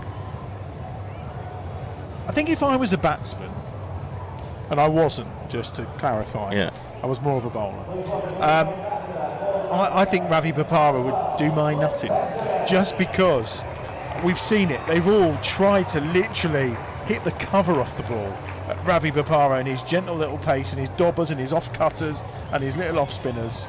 and he's ended up with 2 wickets here, and he's gone for not too many runs. Yeah, I think pace variation, as I said, is experience that he has. You know, with those change-ups, I think you say it's his pace, but it's the pace changes. And I think the lengths that he's bowled tonight on this pitch has allowed him to get away with it, because they've sat up a little bit, but the batters just haven't been able to get their hands through the ball. Well, the 2 wickets he's got, one was a ranked long hop outside the off stump that got Barnard, and that wasn't much better there. Yeah, and that one, Sam Rain, 100%. So it's here comes Chris Benjamin. We all know his potential here. May not have had the best season so far, but again, this is a great platform for him where he can come in and be the explosive batsman that we know he can be. Benjamin's on strike, cuts that first ball away. Misfield will allow him to get a single, and he's off the mark. Yeah, that's great movement there, you know, from Benjamin. We know he's highly explosive as a batter. We've seen him do it for the Phoenix and around the world in some of the franchise tournaments, and obviously here at Edgbaston last year, or a couple of years ago, when him and Adam Holes put on that mammoth partnership. So be exciting to see how he goes here. Big 5 overs for him to bat, and interesting to see him as well coming in before Jacob Bethell, because obviously Jacob's in terrific nick, but looking at with 6 overs to go, probably thinking actually Bethell coming in potentially if another wicket falls in the next 2 might be the best option. Yeah, that and the left hand right hand thing, I think, with the spinners bowling, and they're obviously looking at the game and thinking you've got Freddie from this end, and then you've got probably a couple more overs there from 1 over left from Sikandar Raza. Left hand right hand disturbs the batters a little bit and makes the fielders have to work a little bit extra, having to change fielding positions consistently for left hand right hand. Bopara, 2 balls to go in his 4 overs. He's got 2 for 20 so far. Lovely shot. I think he's going to bring a single for Dan Mousley, who moves on to 25. Just 4 off the over and a wicket here for Bopara. Very tidy. Excellent. Very tidy operator at the moment. Showing all his wealth of experience here, Ravi Bopara. They've really clawed it back in this little passage of play from overs 10 to 15 here. They have all of a sudden 180, looking at a slightly aspirational target maybe at 127 for 3. We'll see. Plenty of batting. Last ball from Bopara. Again, the pace. Benjamin tries to hit it hard, gets nothing for it. A lot of effort. 15 overs gone, 127 for 3. Seems like he waited an eternity for that ball to get to him and still couldn't get it through the field. That's very tidy figures and great work there from Ravi Bopara, if we do say so. We're going to steal another over from you because you were 1 over late, so we'll give Marie a breather till over 16, I think, or 17. Yeah, 17, no problem. And then you're going to be on camera for the latter part, the interval, between innings. Yeah. Atif can try and control you then. Yeah, it's been a year since myself and Atif have caught up, so it'll be exciting for him and I to have a good chat. He's a bit bleary-eyed. He's been doing some of those T20 World Cup games. Yeah, 4 a.m. he was telling us. Yeah. And doing comedy in between. Who has comedy at 6 in the morning? But apparently they do. Although maybe he went doing comedy before he did that. 127 for 3, single to the total. You should be watching the European Cricket League. That is cricket and comedy all in one. Some of the stuff you see with the Astro. I've clicked onto some of that sometimes. Yeah. Well, those England players I've never heard of. Funny that. 128 for 3. I love to see the fact that cricket is being played everywhere. It is fantastic. Darren Maddy was here. He'd been out coaching the Croatian side. Wow. He was here Croatia playing cricket last season, yeah. 128 for 3. Oh. Raza. Oh, just a little bit of an inside edge there from Benjamin. Looking to work it into the leg side. Big gap into the mid-wicket area. Can see what he's trying to do there. Never mind, he's still got a single out to a short fine leg.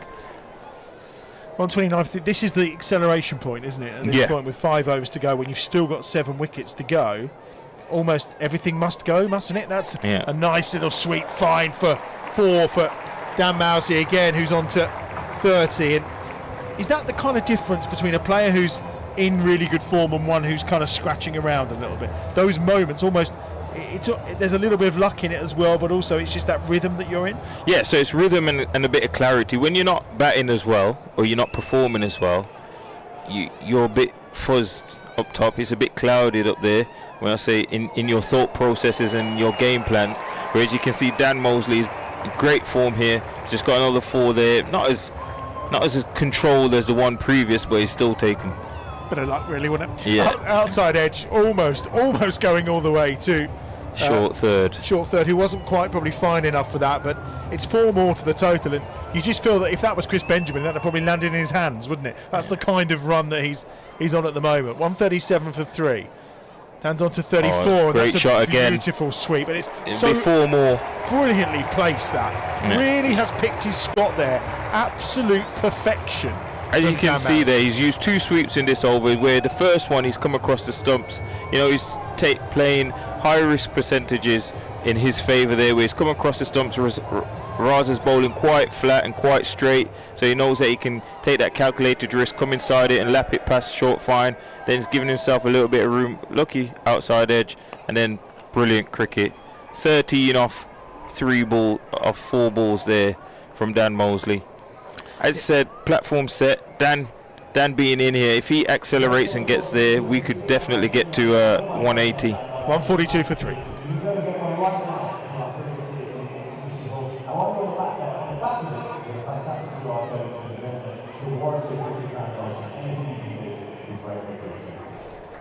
We are going. 16 overs on the board, and it's 142 for 3. Well, we had you disappearing. Now Marie's disappeared. What's going on? Is there musical chairs? Is there a Bermuda Triangle out there of ex-players and current players? We just see who wanders through. You're not allowed without a badge. It's a bit like stars in their eyes. You don't know who's coming through the list and how long you're staying for. We're going to get the leggy back into the attack, which is interesting with 4 overs to go. When they've just started to hit the accelerator. It's a brave call, this, Aaron. It's a very, very brave call against one player in Dan Mousley, who excels against spin, and Chris Benjamin, who has a very good record against Freddie Heldrich. 142 for 3. Mousey's pulled that one away, and did that quite go over? One bounce 4, I reckon. One bounce 4, I think, bounced just in front of the boundary there. Sikandar Raza running in from deep mid, running around from deep mid wicket. Just adjusting his fielding position now after that shot.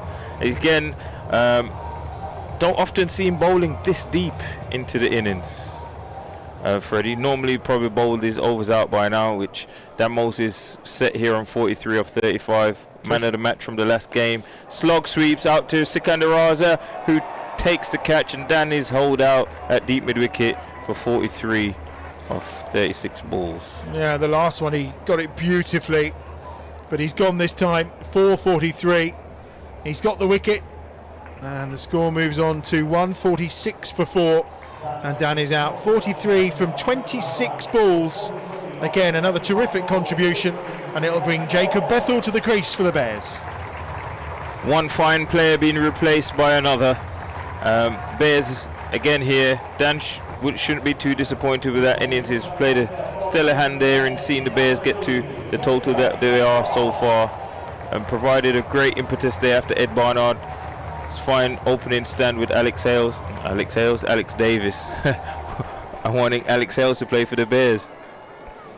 Jacob Bethell enters the fray, and he's having some season already, isn't he? He is. 145 runs, the strike rate 143.56, and actually it was the last match we covered here on the Bears Den, got that career best 50. The way in which he's batting, there's a certain style, elegance, flair, innovation. He's a wonderful cricketer to watch, but yeah, they've got a bit of a job to do here, these two, haven't they? If they are to get up to that 180, maybe 185 if we're being fanciful, but I think that would be a good total on this surface. He's striking about, what, 143 is it at the minute? 144, spot on, 143.5. And he's on strike straight away. Sweeps first time, and that's going all the way to the ropes for 4. Excellent start from Jacob Bethell, another player who's full of confidence right now, and he brings up the 150 for the Bears. 151 for 4 midway through the 17th over.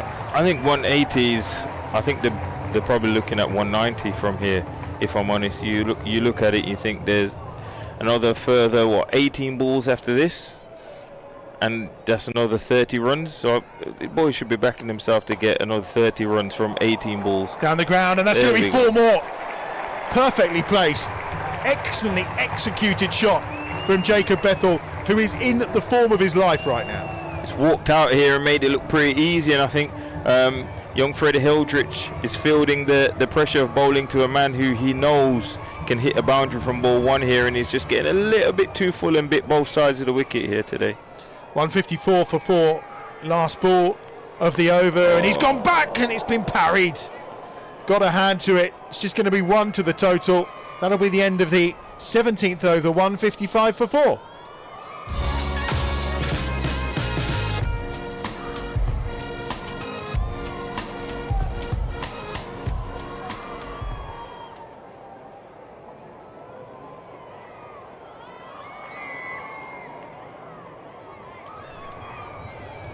Crowd really starting to love this.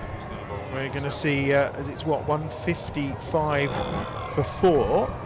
Lengthy conversation down there with Steve O'Shaughnessy. Has there been a miscount? We're going to get an extra ball here? I think we are. Well, I think everyone thought that was the end of the over, but it appears that it wasn't. A bit of miscounting potentially from everyone involved. Yeah, I think so at that moment in time. Here comes another ball then from Eldritch, and another chance maybe for Chris Benjamin here. He's on 2 so far. Bethell on 9, 155 for 4. Benjamin goes straight down the ground, it's carved, and it'll just be a single in 1 bounce before it's picked up and gathered by Matthew Bretsky, and that is the end of the 17th over. 156 for 4. Benjamin's on 3. It's a lovely strike. It's a lovely strike by Chris. To see him striking it like that could be quite ominous for Northants if he gets into the mood these next 3 overs. Well, Razza has completed his 4 overs, 1 for 40. I presume we're going to see Willie and Sanderson. The conversation there, and it's the think tank of David Willie and Ravi Bopara here. Bearing in mind that Willie has gone for 29 from his 2 overs so far in this game. 156 for 4. He's coming on at the Birmingham end. I think he's just giving the nod as well down this end as to who's going to potentially bowl next. Maybe we'll see Weatherall again, or Sanderson's got a couple of overs left as well, hasn't he?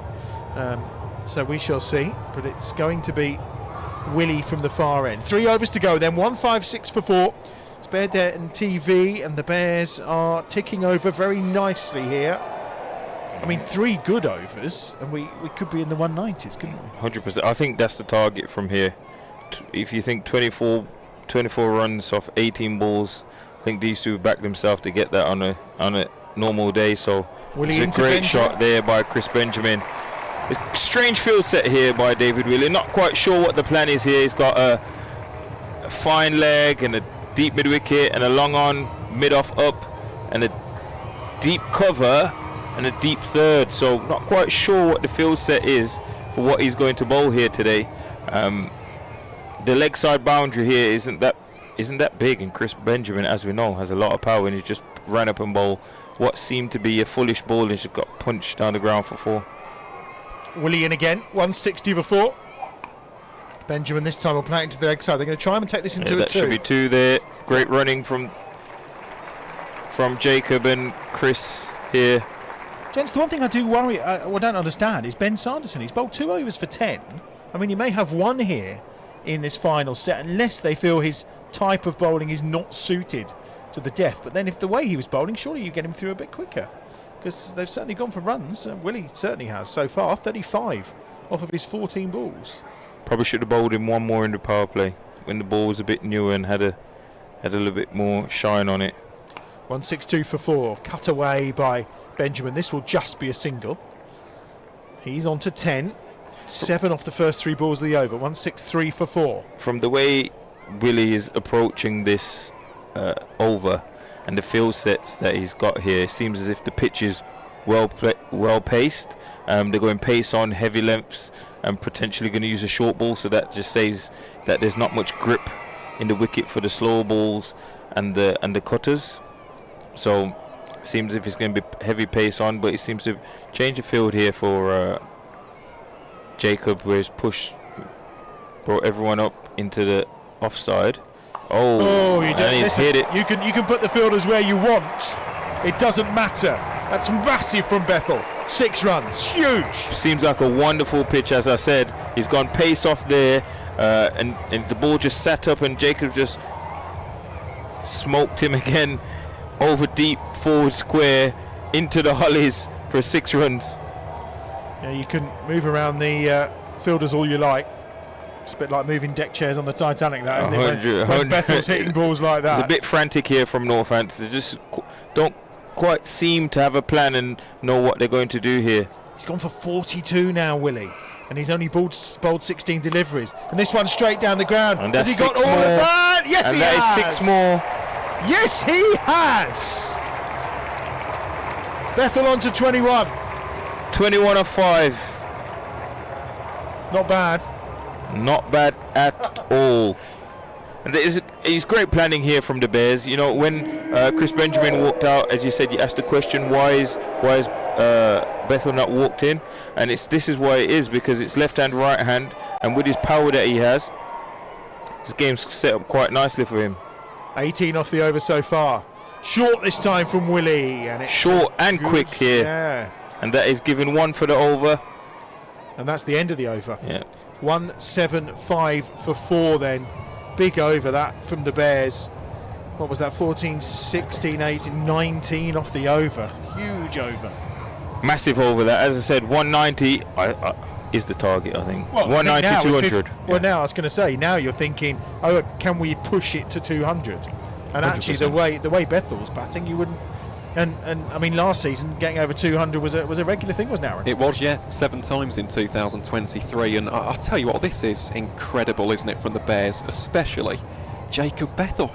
The way in which he's striking the ball, he's not just clearing the ropes by, a couple of yards. We're talking metres here. It's incredible finishing. 21 off 6 balls so far. Benjamin 8 off 4. Partnership is at 29 from 10 balls. And we're going to see the pace of Rafi Weatherall from this pavilion end. So they're going for speed to see if that can nullify the Bears right now. Plenty of time for the cut-off. I was just going to check if they were going to be moving fielders around. It's a ring of steel on the offside, and the boundary riders out on this leg side, 4 of them in total. Benjamin on strike.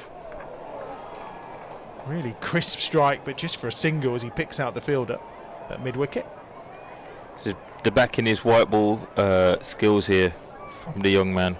I don't think it's a bad ploy as well. You can invest in him. He's showed his calmness, composure and character last time when they needed him to close the game out against Worcester, and he done that quite well. So here we go, they're backing him again to do the same here and see the total below 200. The Bears should be looking at 200, and it'd be a win for Northants if they can do that. See what Bethell can do with this. It's short, and he's got the top edge on it, and he's going for 4. Well, if you're going to swing hard. Yeah, and fortune favours the brave. He's come out here and he's shown that his character.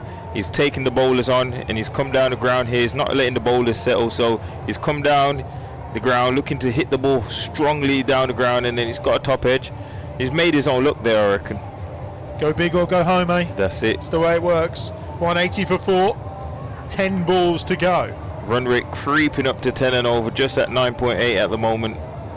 Weatherall again under immense pressure here. 2 balls, 5 runs, bowling what is the penultimate over of the innings here.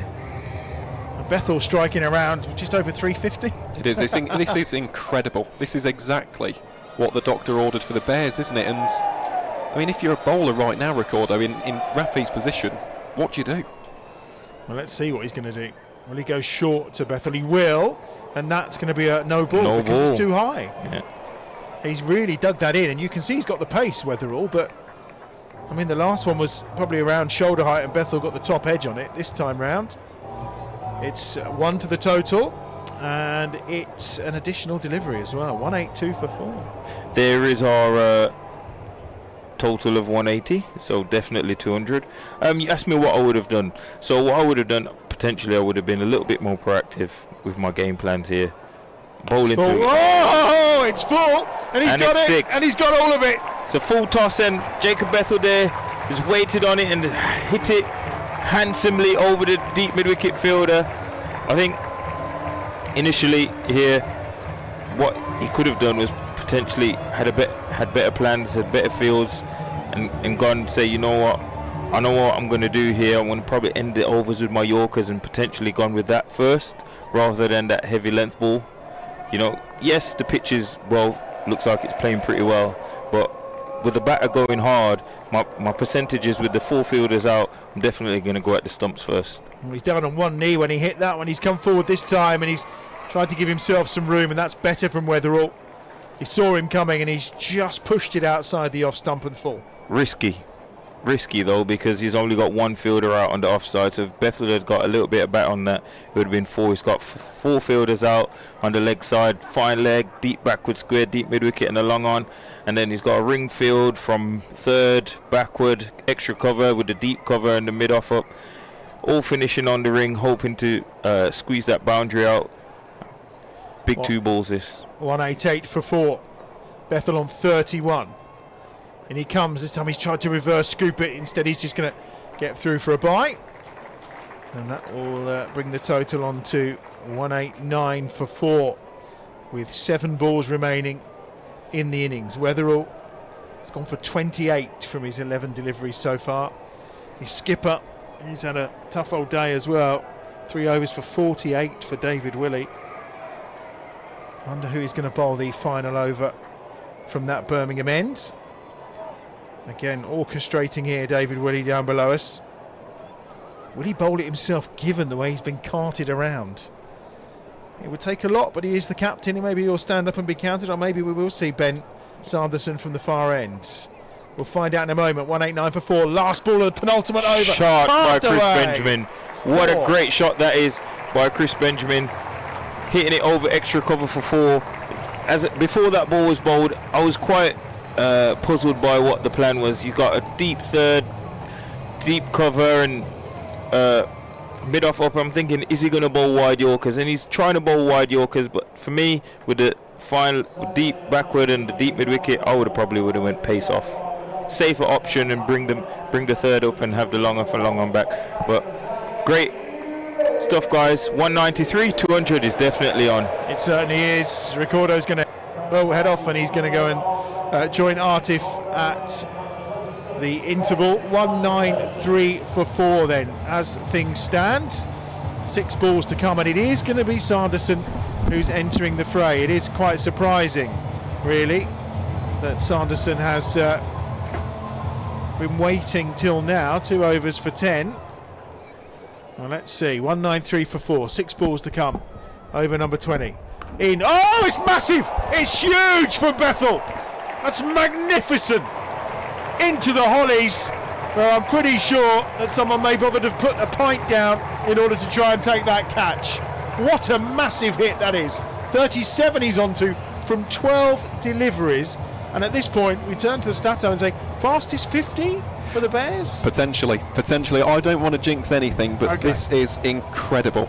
From Jacob Bethell, we are witnessing the birth of a superstar this season. I know that's a big thing to say, but he just has star cricketer, international calibre written all over him. And here is Sanderson into Bethell. Here Bethell drives firmly down the ground. Didn't quite connect with that as well as I would have hoped to. No, but they're not going to get 2. It'll just be 1. Brings up the 200. 200 for 4 then. Bethell on to 38, and we have 4 balls remaining.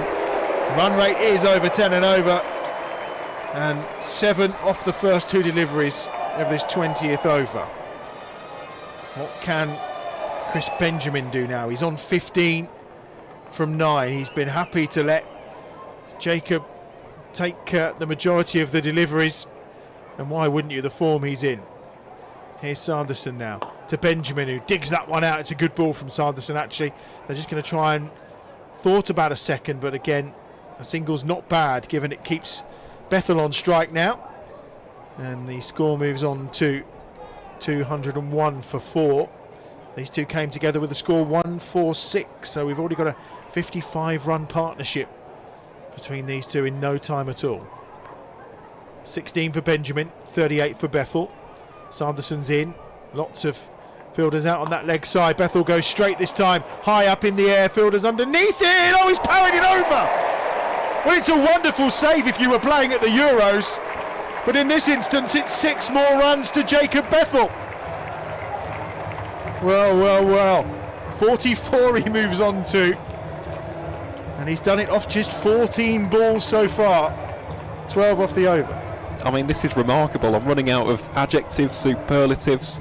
The way in which he's just setting himself and smoking the leather off of this cricket ball. This is why we love the T20 Blast, isn't it? It's to see young talents rising to the occasion, and Jacob Bethell is doing just that. In again, he's got all of that too, has he? That's going over the ropes for 6 more, it does, and he brings up his 50. Just 15 balls for Jacob Bethell. He scored his 50 last time we were here on Bears Den TV. He's done it a darn sight quicker this time. Just 15 deliveries, striking at 333. 6 sixes and 3 fours. Extraordinary batting. It really is. This is one of those nights where it's like a I was there moment. I think back to 2018 against Northants, it was the exact same thing with that ridiculous 2-3-1 game, and here is Sanderson into Bethell to finish. Bethell again, straight down the ground, he's got it on the full, and he's got all of it again! And it's another 6 for Jacob Bethell. He's on to 56, and that's where the innings finishes, 219 for 4, and Edgbaston is on its feet to salute the hero of the hour. Jacob Bethell, 56 not out off 16 balls in a partnership of 73 in total that was unbroken between him and Chris Benjamin. Jacob Bethell, take a bow, son. 56 off of 16 balls, and the Bears finish on 219 for 4. And boy, they've taken some tap here, these Steelbacks bowlers. Sanderson, prior to coming into this over, bowled 2 overs for 10. He has just been carted for 26 in that final over, Ben Sanderson. He's finished with none for 36 from 3. Willie none for 48 as well. The wicket takers were Bopara 2 for 21, Heldrick at 1 for 31, and Raza at 1 for 40 as well. As for the Bears, well, top scorer Bethell with 56 not out from just 16 balls. Benjamin finishes unbeaten on 16, with Barnard scoring 48, Mousley 43 and Davies 36. What a terrific team effort from the Bears. They finished 219 for 4, and when we come back, the Steelbacks will be chasing 220 for victory. But before that, in a moment or two, you'll hear from Artif and Ricardo Gordon.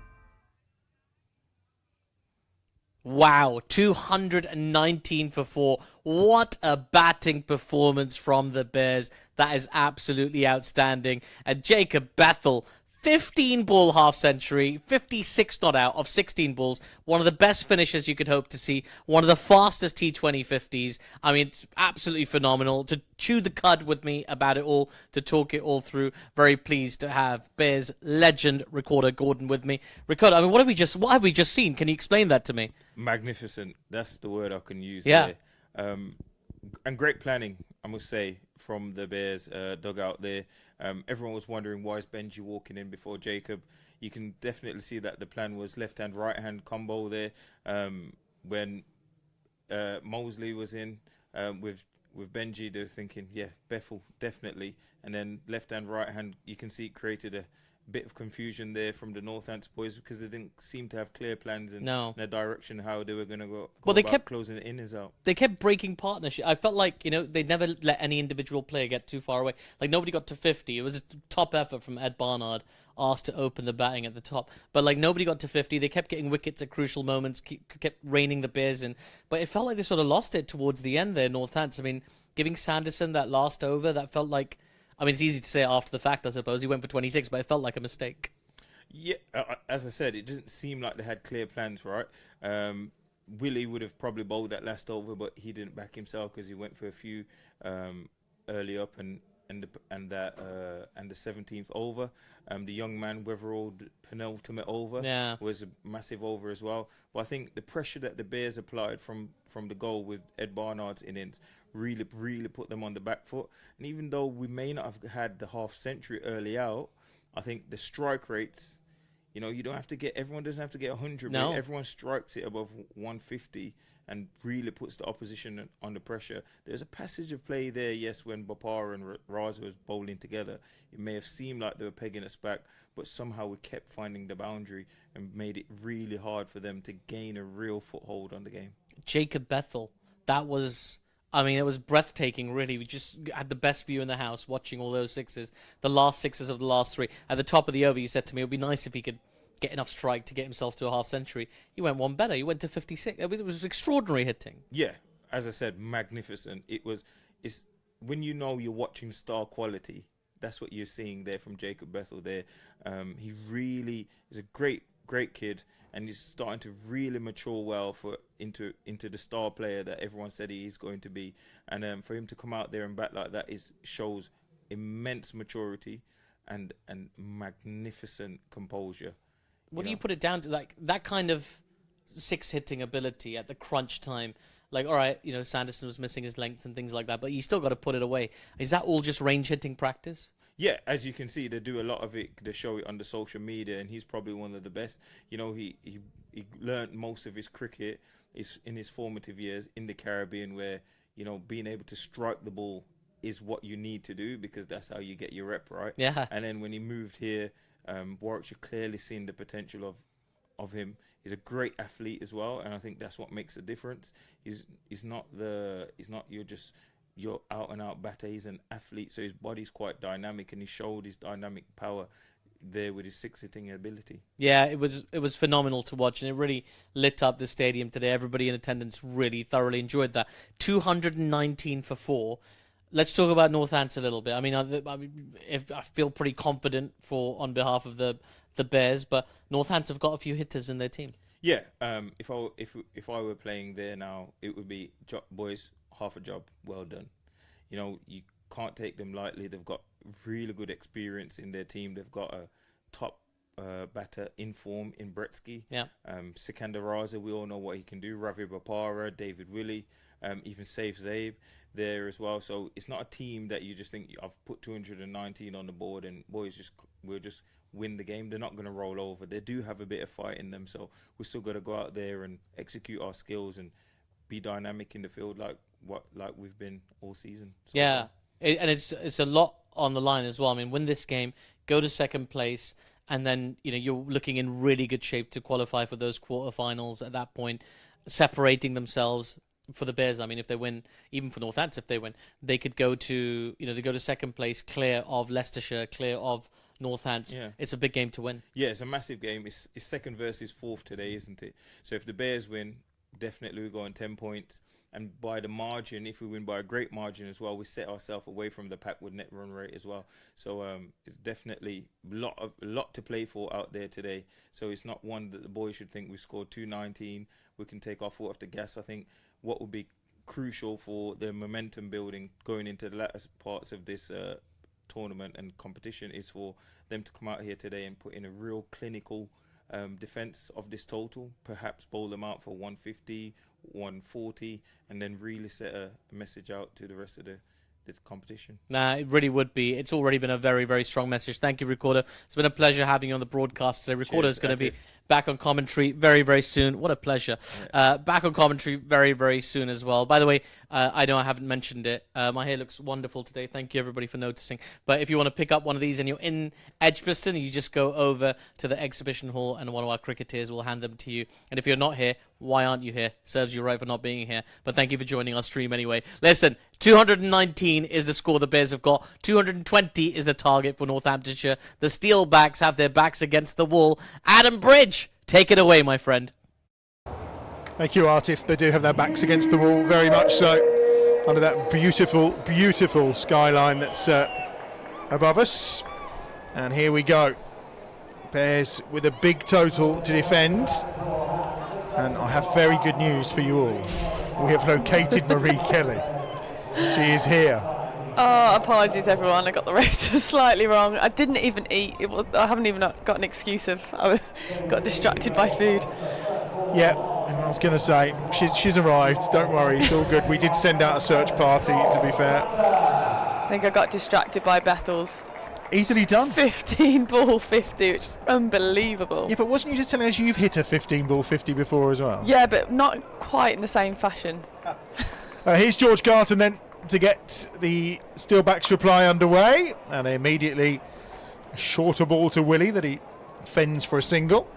Yeah, I wish mine would have been full of those sixes that he hit. I didn't hit a single six in mine. It was all fours, nice fours along the ground.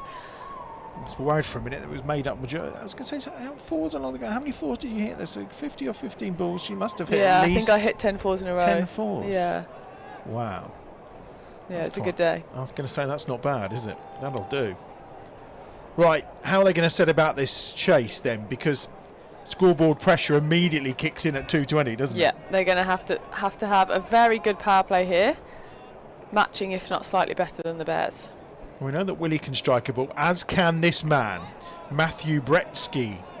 Aaron, he's had a pretty good start to the campaign as well. He has, yes. He's the third leading run scorer in the entire competition, and you look at his stats over the winter as well. Third leading run scorer in the SA20, leading run scorer in the CSA T20 Challenge, and something for the Bears to be wary of is his real strength, which is extra cover.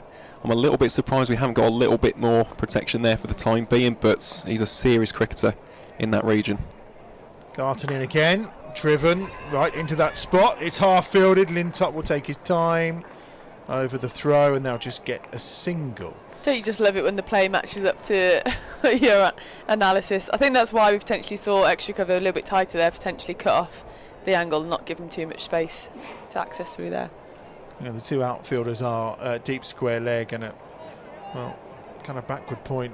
Wide his third man. It's we've got a short third man in who's quite tight in almost a fly slip position of second or third slip, as Garton's in again, picked up off the legs nicely, and that's going all the way from David Willie for 6.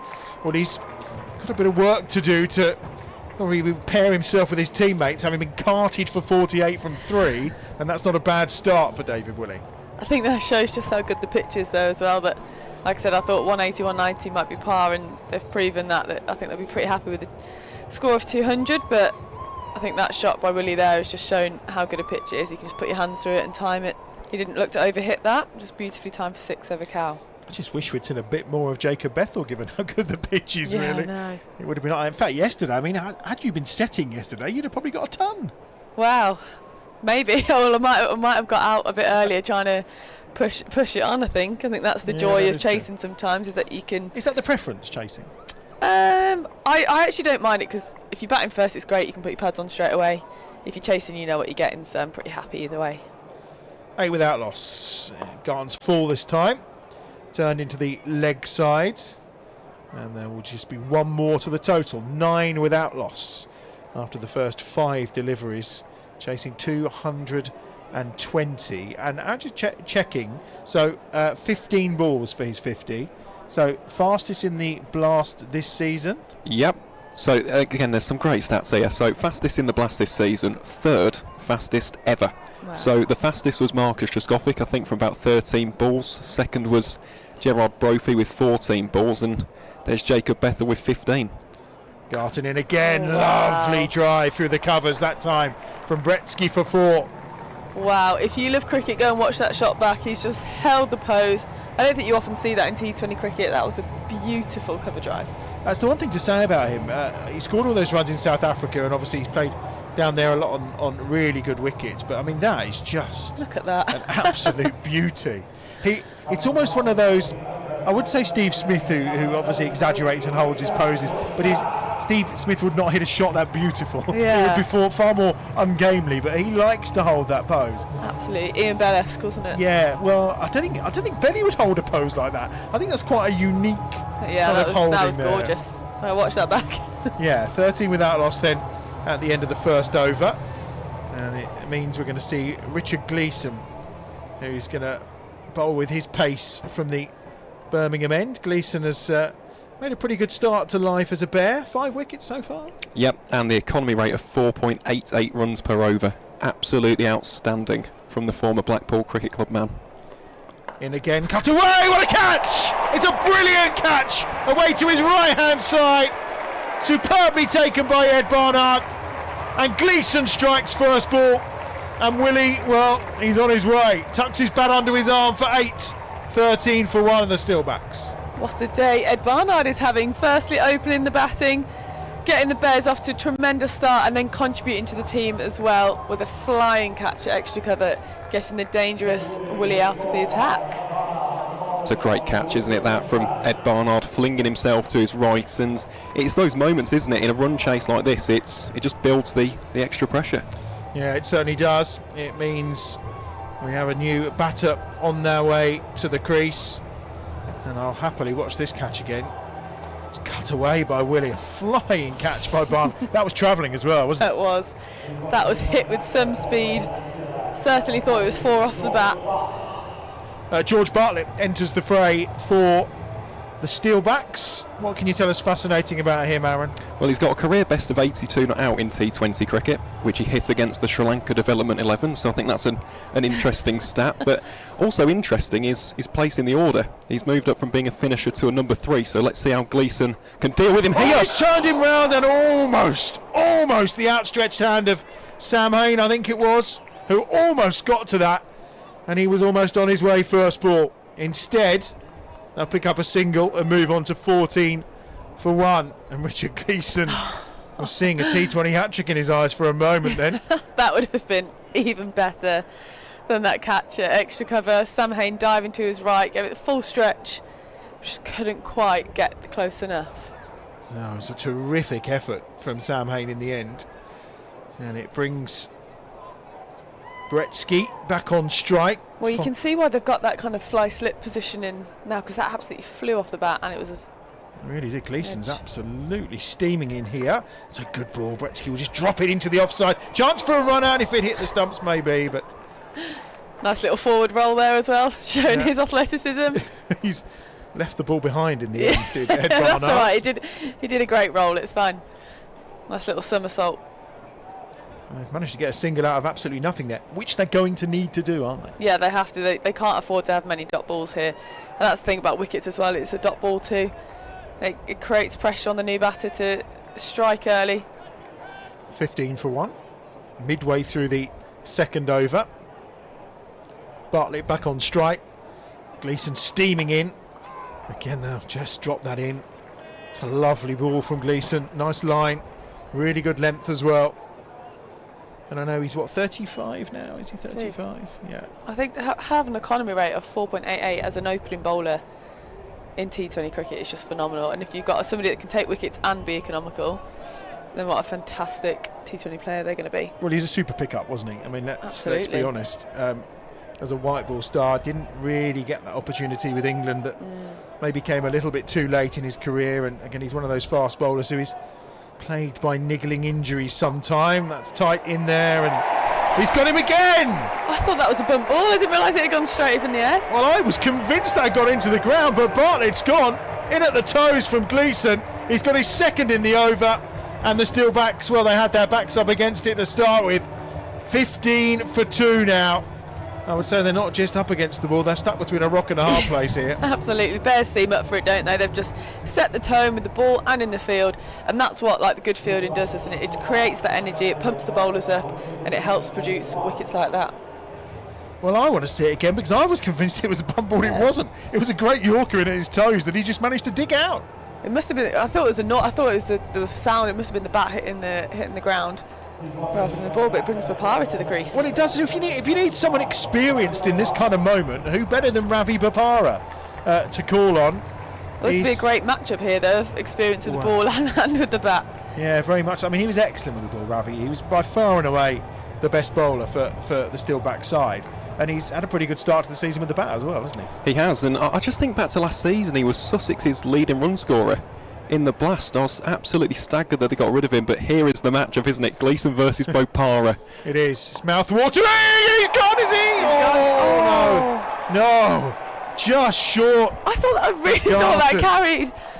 Oh. We've got the perfect view here, haven't we? And it just looked like it had made it. He leaned forward, but George Garton, to be fair, immediately went no. Didn't yeah, quite fair get play there. to him. I thought that was shot. I think just wanted him to get a little 3 for 3 in his first over the power play. Well, we had the perfect view. That's look on the replay. Dug out. And that is literally inches away. It's good honesty from it certainly is, because I'm not sure if he had claimed it. The umpires. I don't think anyone would have disagreed with him, would they? No, not at all. Bopara survives. Perhaps Bopara would have.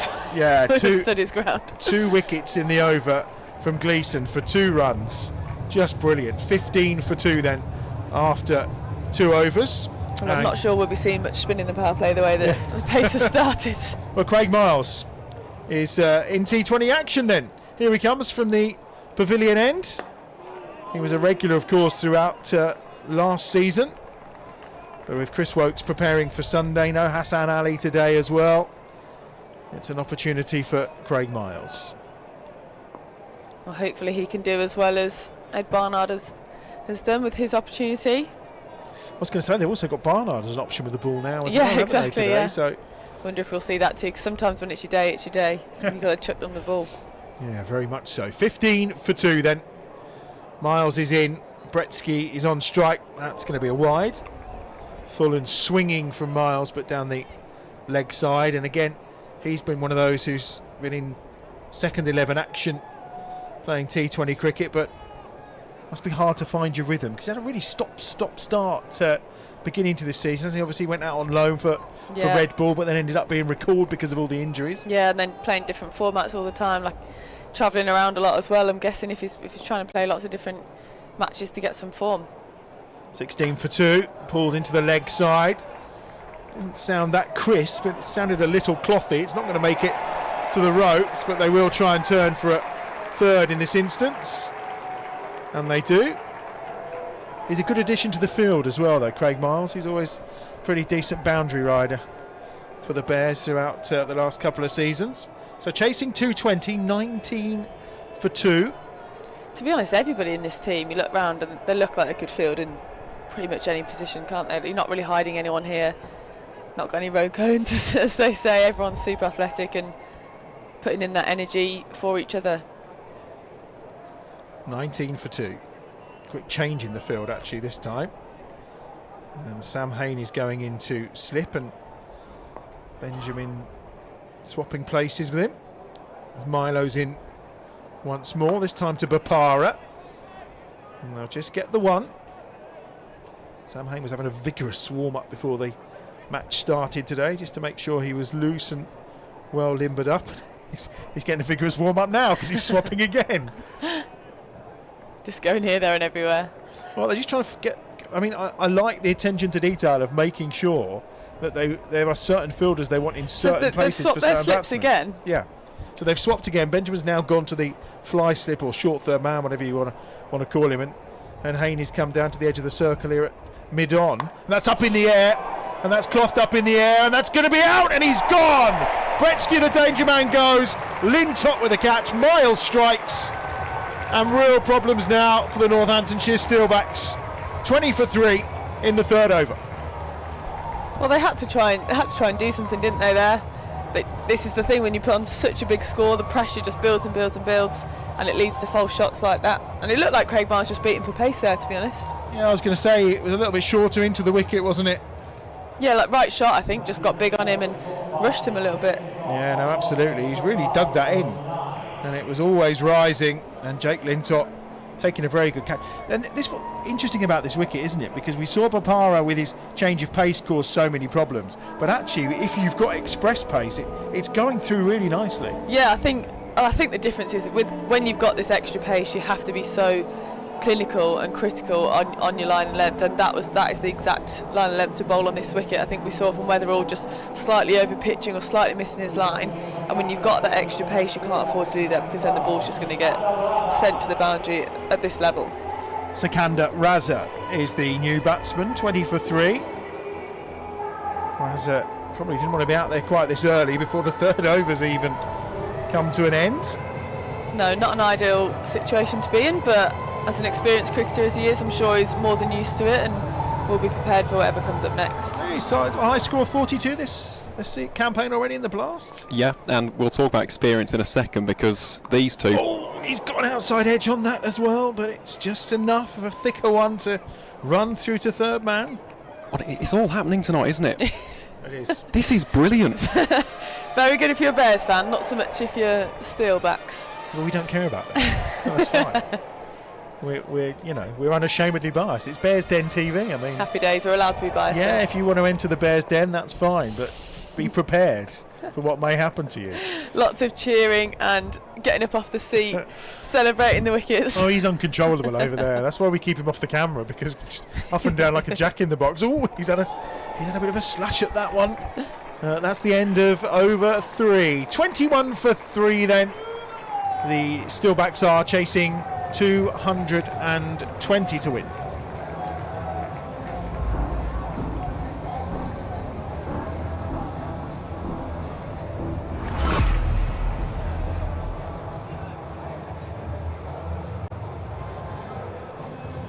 Getting down to the tunes now, are you? Yeah, I like this one. I can't even hear what it is. You've got better hearing than me. It's Becky Hill. Oh, is it? Oh, I hear enough of her most days. Funnily enough, who's actually from the Midlands as well. Is she? Yeah, she's from Bewdley. From Bewdley? Is. Yeah, She's from Bewdley. She is. She's often seen down at New Road watching a bit of cricket. Is she actually, genuinely? No. I was going to say. I was like, surely not. Gleason's in. I think the only cricket she's done, didn't she perform at one of the 100 games? I think that's probably about. Oh yeah, probably like a DJ maybe she set did the or final. something. No, did she do the final? I thought she might have sung at She one of might the have done it at finals. Lord's. Yeah, the first year. Who knows? 21 for 3.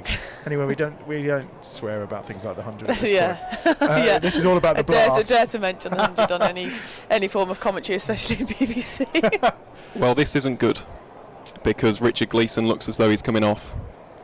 Oh no. Oh no. Well, that's terrible. Such a terrific start to the game, and well, I mean, they have got plenty of options in terms of bowling, but yeah, he's looking in discomfort. Richard Gleeson, such a terrific first over as well. I know, I'm sure he'd have been wanting to push through and carry on, but he's jogging off now. Yeah. Potentially just a little niggle perhaps somewhere. He doesn't want to push it and risk it. Ed Barnard is going to take over the ball. So we've had one ball of this fourth over so far. 21 for 3. Barnard into the attack then. Well, we said he might get to turn his arm over. Not quite in the circumstances that we wanted. Yeah. Perhaps he wasn't so sure that he would as well, but look, he's been presented another opportunity. See if he can do it again with the ball. A few niggling injuries for the Bears then in terms of the bowling front. Pretty decent start that from Barnard. It's not bad, was it? Good line and length, just outside off stump. So you've got finals down Saturday? Yes, we do, at Derby. Okay, excellent. Yeah, we're playing first against Sparks. I think it's like an 11 o'clock start. And then if we if we beat them, then we're into the finals, which should be about 7 p.m. It's a long old day, isn't it? Very long day. But I think it's better than going back to back. Yeah. Was it last year that it rained on Oh. Finals Day? Oh, that's a That's shot. huge. That is. Wow. I don't think it landed. It's landed, yeah, has it? Or has it just come down eventually? That's right in front of the Uber Eats family stand. It's almost in the back row. That didn't look that short as well. He's just picked that up so well. He just literally, if ever there's a stand and deliver moment, that was it. That was it, yeah. Hardly moved. It shows Astonishing. who needs to move your feet? Just swing across it well. That's a terrific shot from Raza. Just gave himself a look first ball, didn't he? See what he was dealing with, and then fancied his chances. Well, you were going to tell us about his quality with the bat, weren't you, and his experience? I was, yeah. Over 200 international appearances for Zimbabwe, 268 appearances in T20 cricket, to go with Ravi Bopara's 468. So it might be a record actually this year for. Yeah, I think he was African Cricketer of the Year as well. Yes, he was. He's a brilliant cricketer. I love watching him. 27 for 3, cut away. That's just going to be a single this time. One more to the total. 28 for 3, 2 balls remaining in the fourth over. Was it last year you had to come back for a second day for finals day? Oh gosh, don't remind me. That was horrendous. I was 4 not out overnight in a T20. It was bizarre. How'd you get going again the next day? We don't play red ball cricket, and I was just like, what is this? This feels so weird. 28 for 3. It's Barnard again. Up in the air. That's a lovely shot. Beautifully timed by Ravi Bopara. It's the kind of shot you've seen him play so many times. That familiar pose at the end as well. Just very comfortable. Lovely one bounce 4 over extra cover. Yeah, last year it rained completely chucked it down. And then the next day we turned up and it's completely different conditions for the Vipers to bat in. So yeah, not great.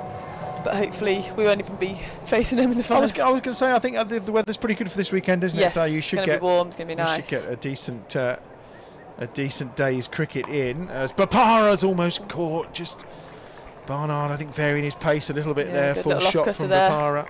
And that's the end of the fourth over. 32 for 3. So runs-wise, they're not going too badly as things stand, the Steelbacks. They do need a further 188 to win from 16 overs, but that loss of 3 wickets, as we know, can always be quite telling in this format of the game. Yeah, they need to. It's difficult here because if they lose more wickets here, they're in trouble, but they need to still push on with the rate. So it's a difficult balance here for the batters where they might have to start taking a few more risks and try and keep up with the rate or get ahead of the rate, but also keeping wickets in hand because that'll be so key towards the back end. Craig Miles then to start off over number 5 from this pavilion end. Oh, it's a beauty. Absolute beauty. Speak Raza all ends up outside the off stump. Just a little bit of nip away there, rather just checking that he can leave his crease safely. Didn't want a repeat of the Johnny Bairstow saga. So tomorrow you'll probably Derby to have a net and stuff and preparation. They're sort of 10 till 12 training, stay for a bit of lunch, then we're going to do a little team activity in the afternoon, and then I think we're staying up in Notts overnight, ready for early night on Friday night for you then? Yeah, absolutely. That's a bit straight, turned around the corner by Sikandar Raza, and that's just going to be 1 to the total. Guess where I'm going tomorrow night? Where are you going tomorrow night? I am going to Wembley tomorrow night. Are you? I am. I'm going to see Taylor Swift. There we go. No way. Who had me down as a Swiftie, eh? I would not have had you down. What are you wearing? Are you wearing a nice sparkly outfit? No. So I will fess up. I did go and see her last Friday as well. You're going twice? And I'm going again tomorrow. This is all my daughters. Not Leave them. it for someone else to go. Well, there is that, yeah. That's an exceptional drive, but it's only going to be 1 run from Bopara, who moves on to 6, 34 for 3. Yeah, I didn't have you down as a Swiftie, let alone 3 times a Swiftie. No, well, twice. It's not 3 times. So last Friday at Anfield, which was really good. Apart from the fact I had the worst hay fever as soon as I got there, and I must have sneezed about 40 times during the gig, much to my daughter's embarrassment. No, I'm taking the other daughter tomorrow night to. Oh wow, okay. So could you only get a couple of tickets at a time? Exactly. So that's how it works. You have to. And I'm the unlucky one that goes every time. He's got an inside edge on that. Ooh. I think that hurt as well, actually, because it's gone probably into that bit of the leg that has no pad. Yeah, maybe a bit of ankle. Ankle, yeah, looks like it, doesn't it? And that is going to be sore, isn't it? It looks like he's got a bit of a dead leg there, doesn't it? I was going to. Yeah, I think he's just rubbing. Yeah, that did look quite uncomfortable for sure. Yeah, that He's got a doesn't look limp. comfortable, does it? No. He's got a big limp going on now. You two not Swifties? No.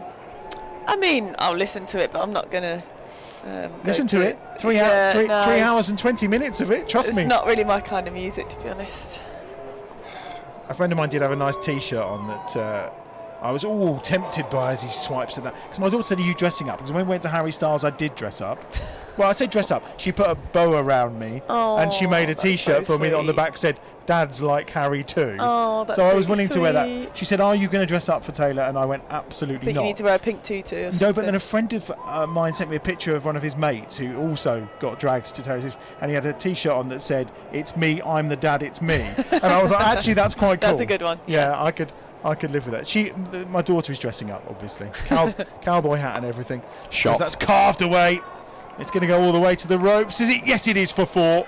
Much needed boundary there from the Steelbacks. It is, and they move on to 38. Excellent over though again from Craig Miles. Just going for eight runs off his 2 overs in the power play. Excellent start. It certainly was. Now, we're going to do this quickly. We're going to have an on-air production meeting. You are coming back for the start of the 11th over. Okay, I'll see you all Don't go then. missing in action. All right, I am going to go and try and find some food. Okay, you go and find some food. Marie, we just needed to make sure she does come back this time and just doesn't leave us all alone. Ricardo Gordon is here.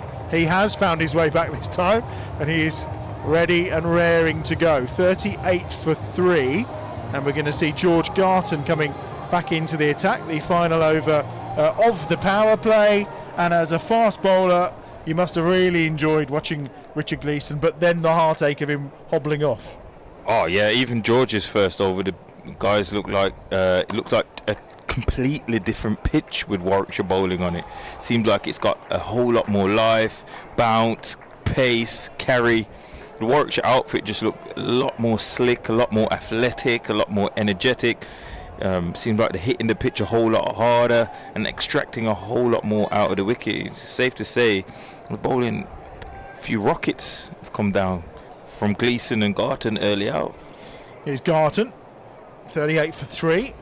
Bowls again, driven, and that's half stopped, and the half stop will make a difference. They will get back for 2, but that was a surefire boundary. Had that hand not be put on it by Sam Hain on that occasion. I mean, as a fast bowler, when you've had that first over that Gleeson had, and you're 2 for 2, almost having a third as well, and then you just break down after one ball, that must be so difficult mentally It's as well as gut-wrenching. physically. It's gut-wrenching because you know you don't want to let the team down, and obviously you're disappointing yourself. You just know you could have, with him bowling his overs, you just know he could have finished the game off pretty early as well, because he just got the best of Bopara early out as well. That's huge from Bopara. I mean, absolutely huge, and fairly effortless as well for 6 runs.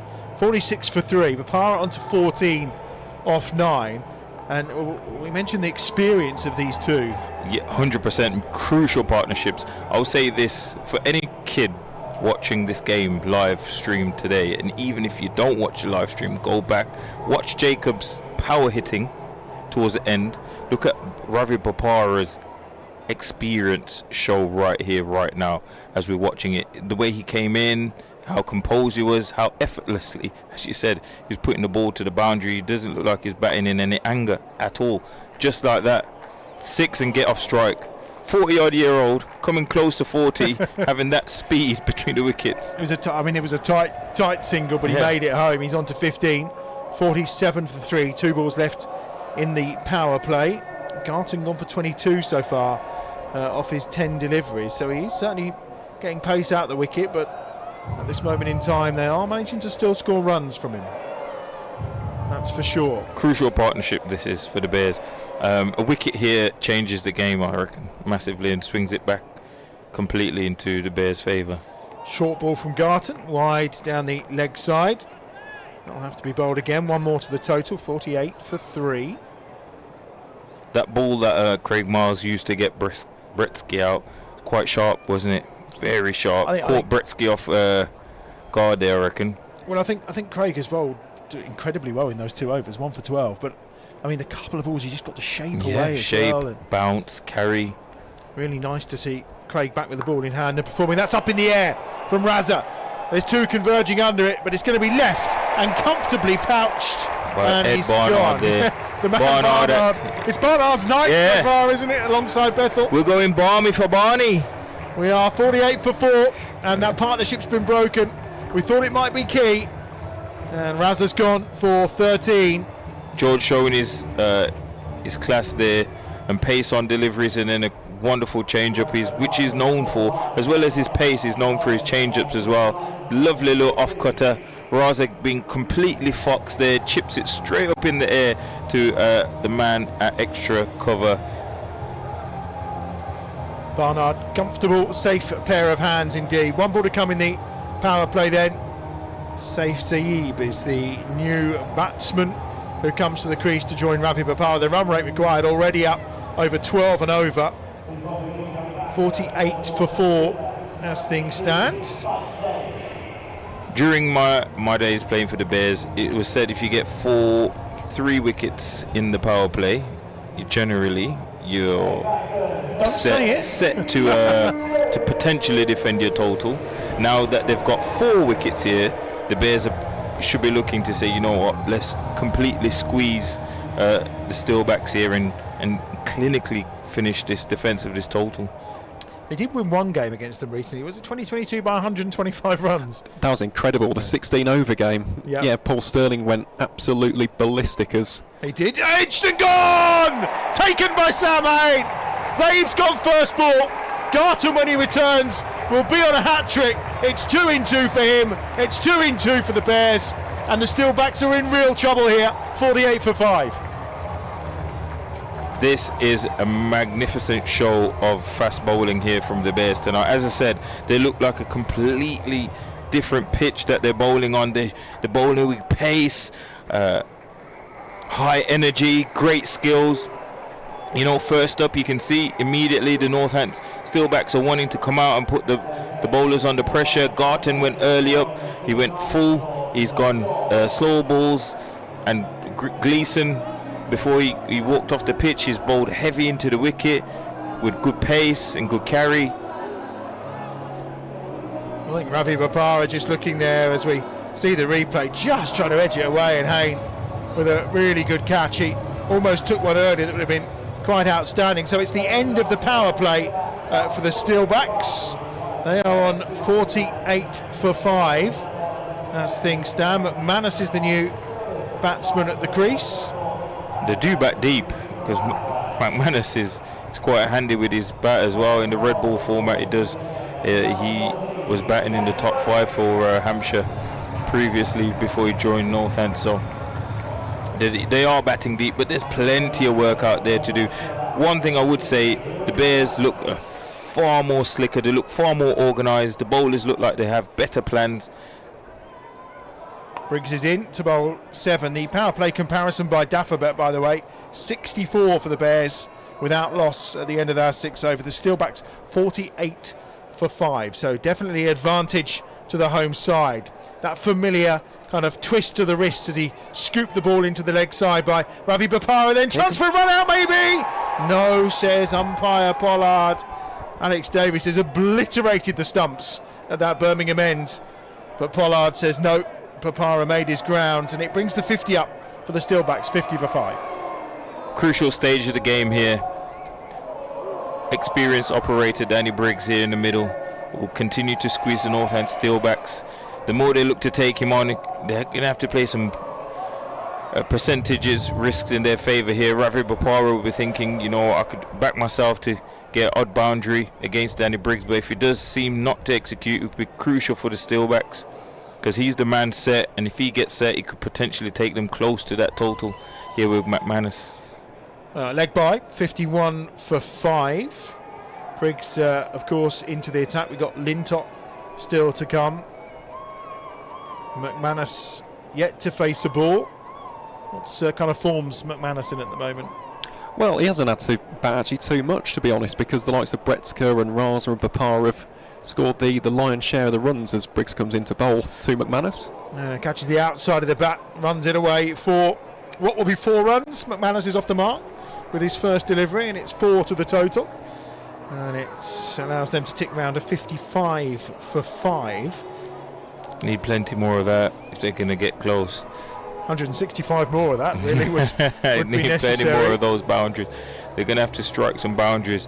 What magnificent batting at the end of the innings there from Jacob Bethell to see the Bears to 2009. 2009, 290. That would have been some effort, really.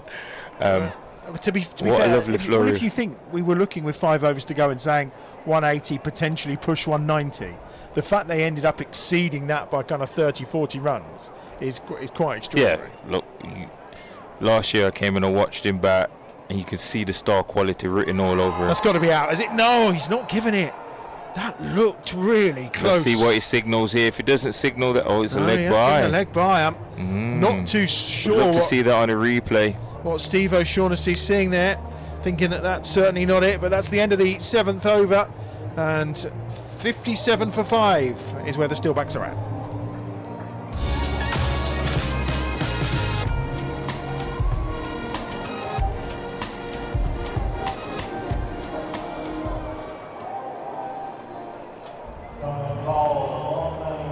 Sun setting in the distance. There's illuminated ease right now. Fantastic. It would have been George Garton's a hat-trick ball, but Jake Lintot's coming into the attack. 163 required to win off 13 overs. Then 12.54 is the maths behind it. Bopara is on 17, and he is on strike to Lintott. We will check in with the other game in the North Group, because that could have an impact at the top of the table, because it's the Roses game between Lancashire and Yorkshire. It's a full toss first up, and Bopara turns that into the leg side. Aaron, how is it going up there? Well, at the moment, Lancashire are chasing 174, and the Lightning are 7 for 1. So Josh Bohannon has just departed for 2 from 6 balls. So key if the Bears can win tonight, potentially could go top of the table, particularly if it's a big win. Well, that's the key thing. It's the net run rate. It is quite the difference at the moment as Lintott comes into bowl here to McManus. It's currently around about 1 in the net run rate, so it would require a huge Bears victory and a pretty significant Lancashire loss. But even so, at this stage of the competition, you've got to think points, haven't you? Just get the points on the board, and being up 10 with 5 victories. Take the W's. We know 7 or 8 is usually what safely gets you into the quarter-finals, and it's just chipped over the top that With time. extra cover, yeah. Barnard for a moment there was interested. I was interested. Were you interested? I thought he was going straight to him there. Yeah, so did I. Yeah. Getting excited for the 6th wicket. Certainly were. Jake started pretty tidy here, apart from the full toss first ball, but he's seeming to settle down into his work pretty well here. He is. 10 wickets already in this campaign for Jake Lintott, who started really nicely. I think we're going to see a lot of spin now, middle overs here. Definitely. Lots of spin from Lintott, Briggs, Garton's and on a hat-trick. You can't deny him, surely. for the team, Adam, for the team Yeah, first. there's no eye in team. No is there? eye at all. Straight down the ground. Next time he plays, he can get a hat-trick first Yeah, ball. well, that's true. Yeah, good point. Good point. Team. 62 for 5, almost coming up towards the end of over number 8. Very tidy start this from Jake.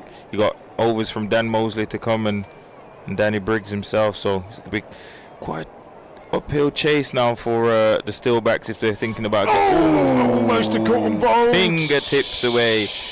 Jake dives away to his right hand side to try to retrieve that ball from McManus, but it just slips him and he gets a single down to long on. It does. 63 for 5 then.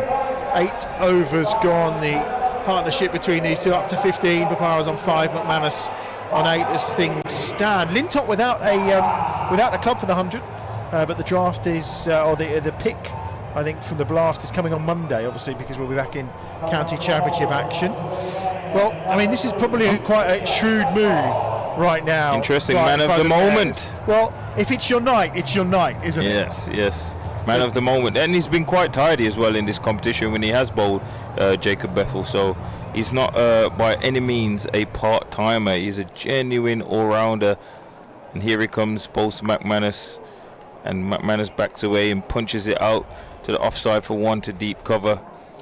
He does. 64 for 5. Bopara now on strike on 20, McManus on 9, and Bethell, if you weren't with us earlier, 56 off 16 balls, the 50 coming up off of 15. Hit the last one for a 6 as well. The third fastest of all time in the T20 Blast. The fastest this season. And the fastest by a Bear, and that's going all the way for 4. Well, it's a rank long hop, which occasionally will happen, and it's well dispatched this time by a player with the experience of Ravi Bopara. Ravi Bopara as a batter just seems to have so much time when he plays. He does. Very calm, very relaxed. He's on to 24 here off 18 balls. He's just ticking along quite nicely. That's short and fired in this time a little bit more by Bethell. Good recovery in this instance. And again, just quickly nipping through and over here. Marie talked about it a little bit earlier, how sometimes they just really roll through these overs at speed, and almost as a batter you don't have time to think really. That's cut away by Bopara just for 1. Could it be that he's just filling in the overs that Gleeson might bowl, so they're thinking, you know what, get them in early, so at the death we don't have to be chasing the game a little bit. So clever planning. Again, I think this is where the Bears have outdone the Steelbacks today. They've just been always ahead of the game rather than being reactive. And here we go with potential. He got it! Oh, he hit the rope! Has he got the rope? He's checking. Yes, he's taking the catch. He's got it. He's got him. What a great catch that. Well, it is Craig Miles, I think, that took the catch, was it? And is it Bopara that has to walk? I think Bopara might have to be walking here. And it's Bopara, and see, great. Well, he's not happy about it, is he, I think? And they're just checking. Did he take the catch? Bopara is waiting for a moment. Well, Bopara's it's McManus who... No, it's McManus, it's McManus has now accepted he's gone. Bethell has his man. Great athleticism there from Craig Miles. The day and the age of the fast bowler who doesn't dive and throw the body around is all gone, I reckon. That is a great bit of fielding there. He set himself brilliantly, gathered the catch, and held himself brilliantly. He's held himself. Yeah. That is fantastic there from Craig Miles. And obviously when you see some of these international games where they've got the toe ground, it's much easier to kind of see whether anyone's touched anything. And also, it's probably a little bit easier to know where you're going to get to. He probably had a little bit more room to play with because there's no toe rope. 100%. Because it's just a rope. Yes. But you know what, again, like I was saying before, that magnificent passage of play there from the Bears, they are far more slicker tonight. They're well planned, looking well drilled, and they've stayed ahead of the game. And they've got Jacob Bethell, runs and a wicket. I mean, what more could you want? Wow. First single. What a player. Star in the making. I'm looking forward to watching him this year forever he plays in the 100. 70 for 6, and Bethell gets a wicket then with his first over to go with his 56 not out from earlier. I think we had a little discussion who may well be the Talbot's Law player of the match. I think it might be decided now, if it was ever in doubt anyway. We're going to see Dan Mousley at the other end as well. The young Bears taking over. It's what we want to see, though, isn't it? In a competition like the Blast, you want to see your homegrown talent. You've got Dan Mousley, a product of Nether Whittaker. You've got Jacob Bethell, who was born in Barbados but educated at rugby school. I mean, it's wonderful to see as a Bears fan. Yeah, 100%. And then you got young Hamza Sheikh there, sub-fielding for the injured. Yeah, 100%. I'm surprised he ever played at Nether Whittaker, really, because it's the next village from me, and it's always waterlogged every time I drive through there. I've played there. Nice little ground, lovely little place. A beautiful little place, yeah. Beautiful nice ground. little pub opposite as well, which is always quite handy, isn't it? Didn't get a chance to go to the pub. 71 for 6. And it's Bopara who's on 25. Well, Bopara is the key now, isn't he, for the Steelbacks? If they're going to get anywhere near the 220, I'm not going to say they can't win from here because anyone can, but 71 for 6. It's all riding on him now. Yeah, this is young Broad in with him here. I think that was the last of their batting partnerships there with McManus. So he's going to have to do the lion's share of the scoring here if they are to get anywhere near that 290.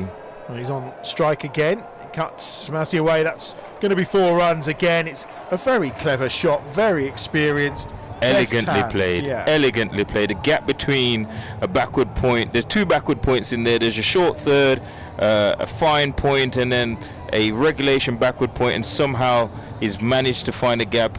class shot from Ravi Bopara. The thing with him is he's got it all, hasn't he? He's got the power, he's got the precision, and then every now and then he just shows us those soft hands. Yeah.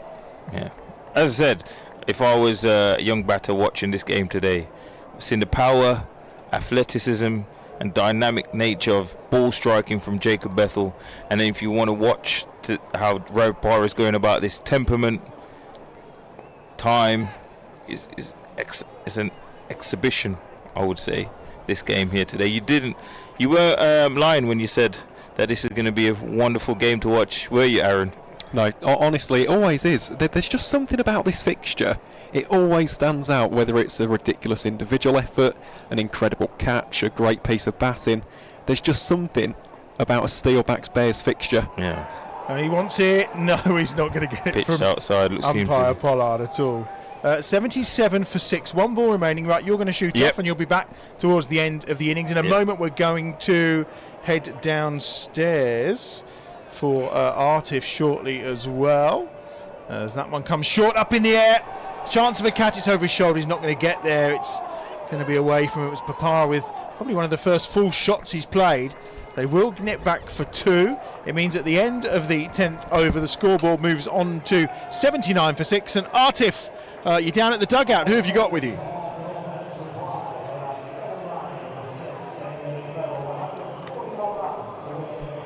Yep.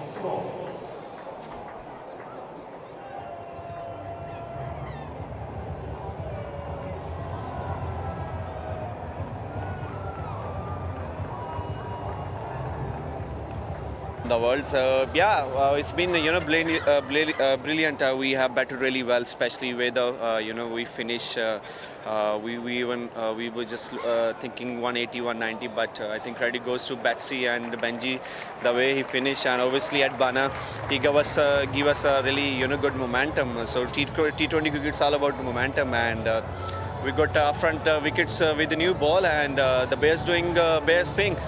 Bears doing Bears things, absolutely. How about that and knock that last over from Jacob Bethell? I mean, that was phenomenal to watch. I bet you guys were in the dugout making noise, enjoying those 3 sixes to finish. That was phenomenal. Exactly, he's one of my favorite player in this squad, and I really like him. He has a hunger, he has a passion, and he's showing every day, every passing day. Last year he was a bit injured, he didn't do well, but this year I think he's going well, and he's one of the top player we have. And when you have that kind of players who can play in every situation, every condition, and what else you want? And the way he finished, he hit the 360, and I think he's the only one who made fastest 50 for the Bears. Yeah, well, it was a phenomenal 15-ball half century, and it's looking good as well with the ball as well. I'm sure a lot of these guys want to know, when are you going to get back in action, Hassan? We're keen to see you back. How's the recovery going? It's going a bit slow. There's no such thing in the scan, which is very good, and we will look at on Monday where we stand, and then we can only tell. At the moment, it's a brilliant catch once again from Adbana, and BG Budgie gets 1 wicket. Yeah, and Bernard's having a great day today. He took a catch there. That is the 7th wicket down for, and it's Danny Briggs taking that 7th wicket of. I'll find out momentarily. I had my back turned to the action, but I can tell you that is the Bears closing in on a big win here. This is going to be a good one because you guys are going to move up to 2nd place in the table. That's a great spot to be in. Quarter-final in sight. Yeah, obviously when we were looking for the top number 2 or 3, and if we could finish on the number 1. Last year we were number 1, so it will be a great. You have a chance to play the knockout system, knockout stage. So boys are really good, and we're playing some good cricket, and as I said, we all know T20 is all about entertainment, and I think we are very honest with our job. We're entertaining the people. And what's the vibes like in the dugout at the moment? Like it must be. I get the feeling it's one of the most fun dugouts to be in with the players that we got, the team that we got. This is some fun characters, yourself included.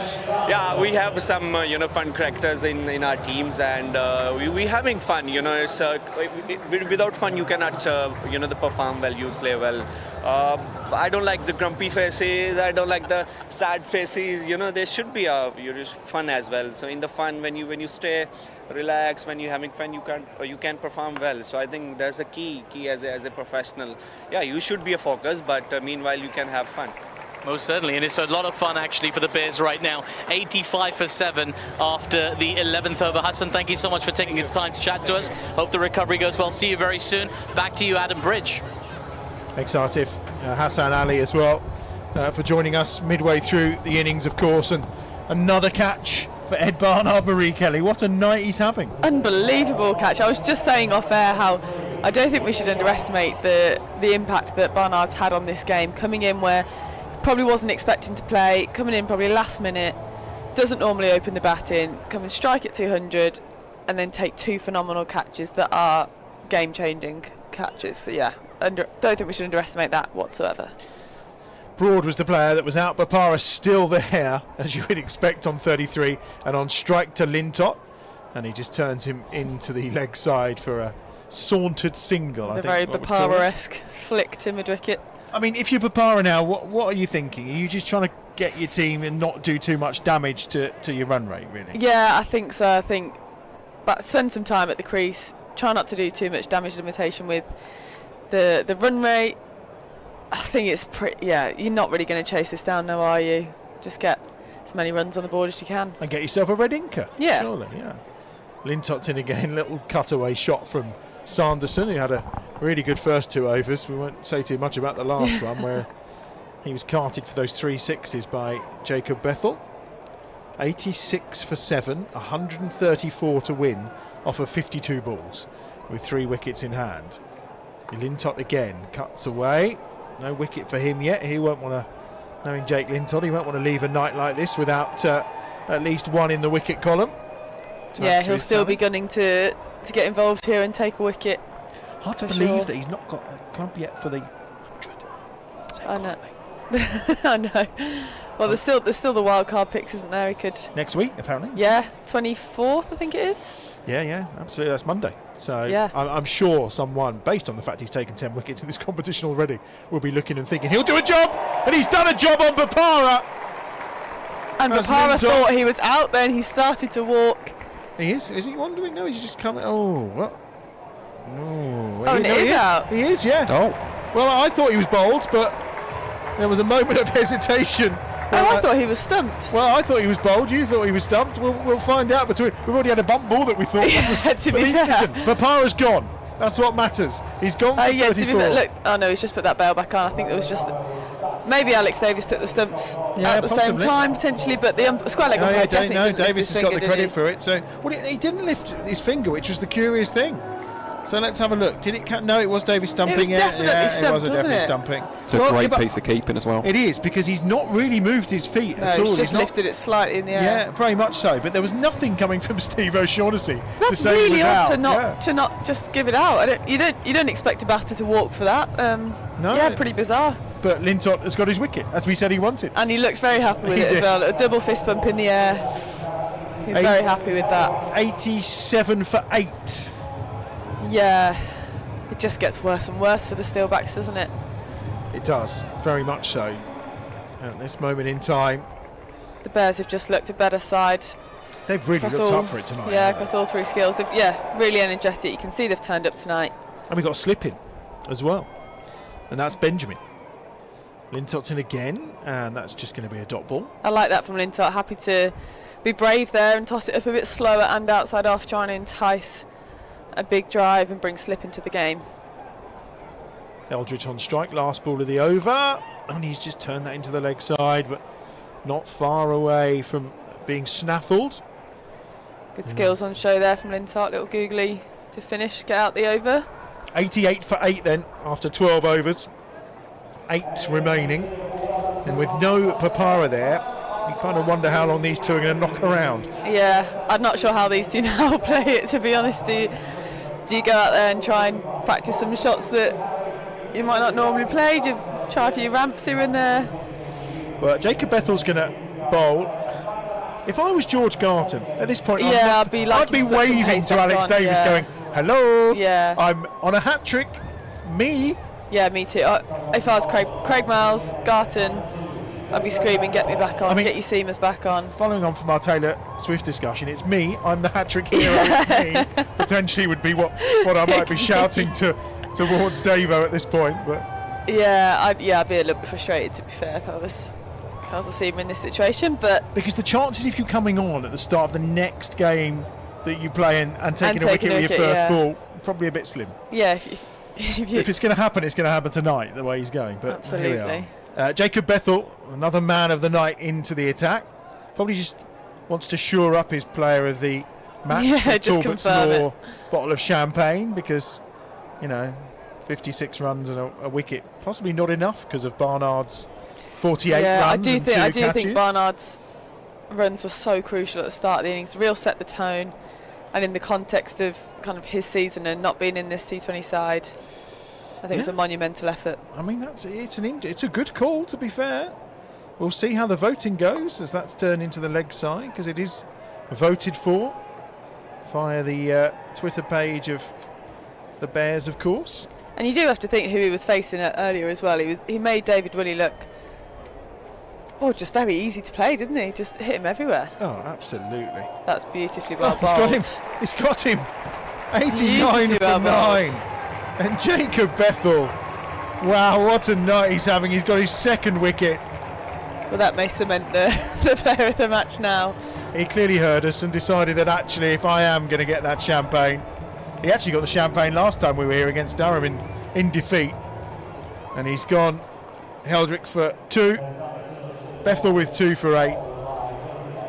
And we are going to see, last but by no means least, Weatherall comes to the crease. Davo Is again. that bowled or stumped? I think that's stumped. And to be fair to Davo, that's a slightly simpler one than the last one. Yep. Didn't have to move too far there, did he, Davies? Absolutely. 89 for 9 then. 131 runs. Yeah, that's not going to help their net run rate case, is it, it's at massive. all? How are Lancashire going? Well, that's the key thing, isn't it? So Lancashire are currently 66 for 2, needing 108 from the final 74 balls. Okay, so it could be a good finish there, but it could be. But I'll tell you what, this is great for Jacob in terms of the overall night. Career best with the bats, now a career best with the ball. The perfect evening down the leg side, and that's going to be a wide. Is he giving it a wide? He's thinking about it. He ponders. He might have thought he just clipped the leg. Oh, yeah, okay. Batter did step inside it, and there are new regulations around that, so potentially made it into Thought wide. For a moment we could have been looking at yet another stumping, who knows, but he's just going to grab a single here, Weatherall, and get himself off strike. I'd like to see some pace come back on though now. Well, Garton's hat-trick ball, isn't it? Surely. Let's face it. There's 9 down. To wrap up what has been the perfect night. Yeah. It would be a perfect night, wouldn't it? Bethell then, last ball of his second over. 2 for 9 so far. A wicket and 2 runs off the over so far, and that's defended. And that completes the 13th over. Right, should we start the chanting now? Yeah. Garton. With the scores 90 for 9.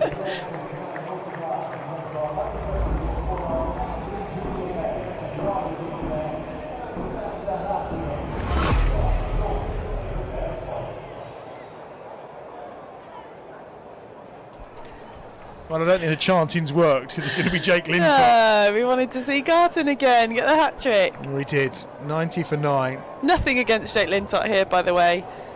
We're happy for him if he gets the wicket, but I do think you're denying someone of a fantastic opportunity to potentially get a hat trick. Yeah, one of those rare moments that occurs. Exactly. Lintott then into Weatherall, who tries to sweep him away onto the leg side. But thought he might have been in with an LBW shout then. Yeah. Maybe a bit of bat on it. He certainly tried to give it all, and he had to offer. Just one more wicket for the Bears. 130 required here for the Steelbacks. Cut away. That's going to be worth 1, possibly a 2. No, just the 1. It's well cut off. Score moves on to 91 for 9. Can they get the 100? Well, can they eke it out? Thinking not. Lovely skies above us. Something like Edgbaston illuminated. Those who've turned up after the footy and were watching in the main hall and around the concourse have had a cracking night with some wonderful action. It's a decent shot. It'll be worth one. Yeah, the crowd definitely seemed to have enjoyed it. They were really getting behind Bethell with his fastest 50 for the Bears. No reason not to. It was a really terrific innings from Jacob Bethell. That's straight down the ground, a full toss. Just going to be one. Garton's thinking, I'm not catching that. Yeah. Who If can blame anything him? comes, if he drops this now, I wouldn't blame him, to be honest. As Ricardo said, there's no I in team, people. Lintott in again. Oh, he's just toying with us. Yeah, very much so. One more ball to come. 1 for 12 so far from his 17 deliveries. Just 3 off the over. 93 for 9. Lintott in again, straight back down the ground. That's going to be 4. It's a really nice shot from Eldridge. He moves on to 7. This does seem to be the Bears' plan at the minute, is pacing the power play, death by spin in the middle, and then bring seamers back on at the end. But I'd quite like to have seen something maybe a little bit different today. Have a chance to switch it up and get your seamers some time in the middle. Well, yeah, that could have been the option, couldn't it, for guys? I mean, unless they are thinking at this moment in time, if you look at the comparison after 14 overs with Daffabet, Bears 123 for 2, the Steelbacks 97 for 9.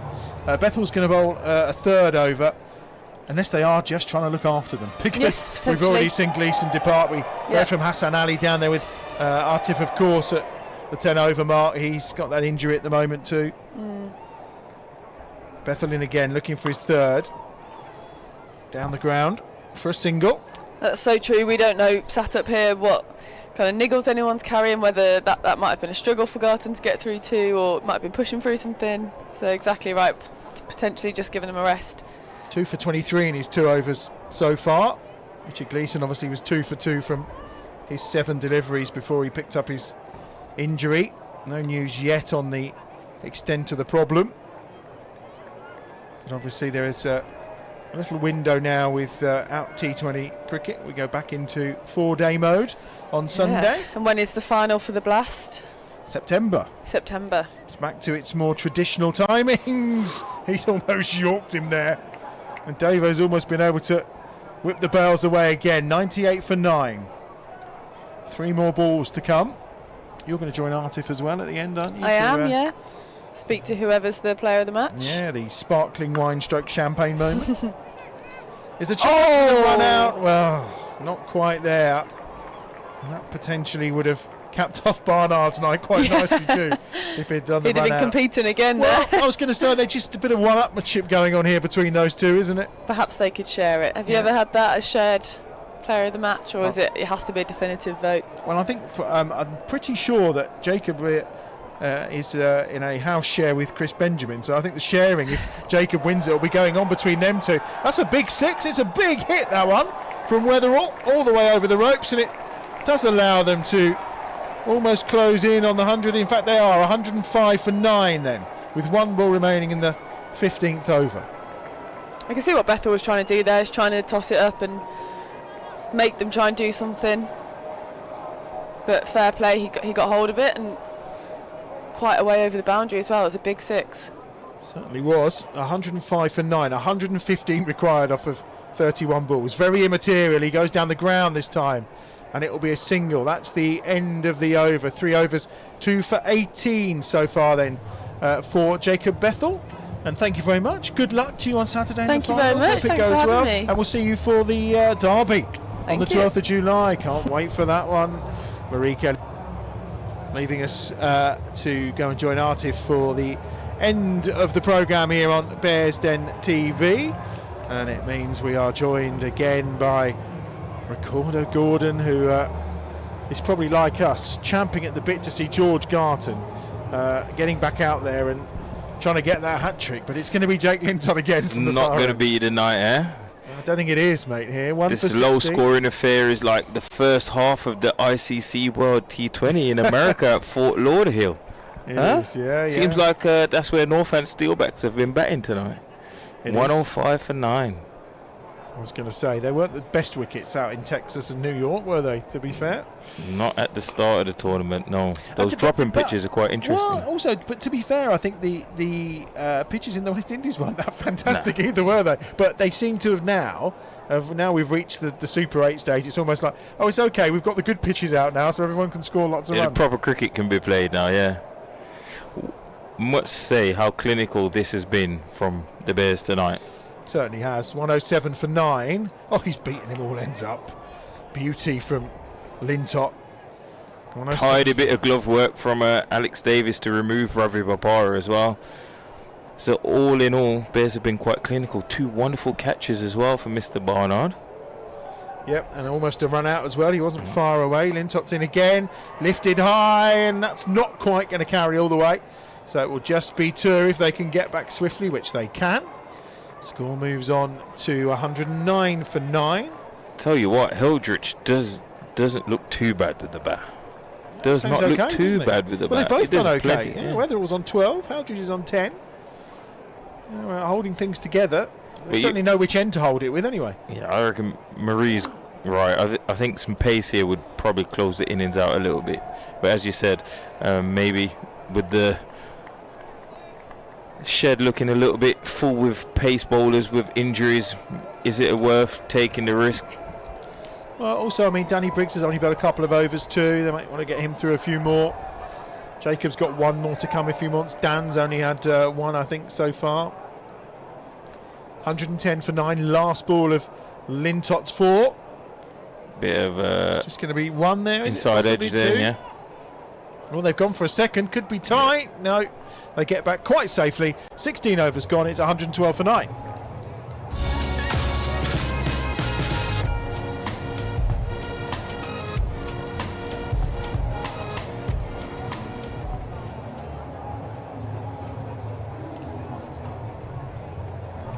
And it is going to be Danny Briggs who's going to bowl from this pavilion end. So we're not going to see the pace yet. 4 overs remaining.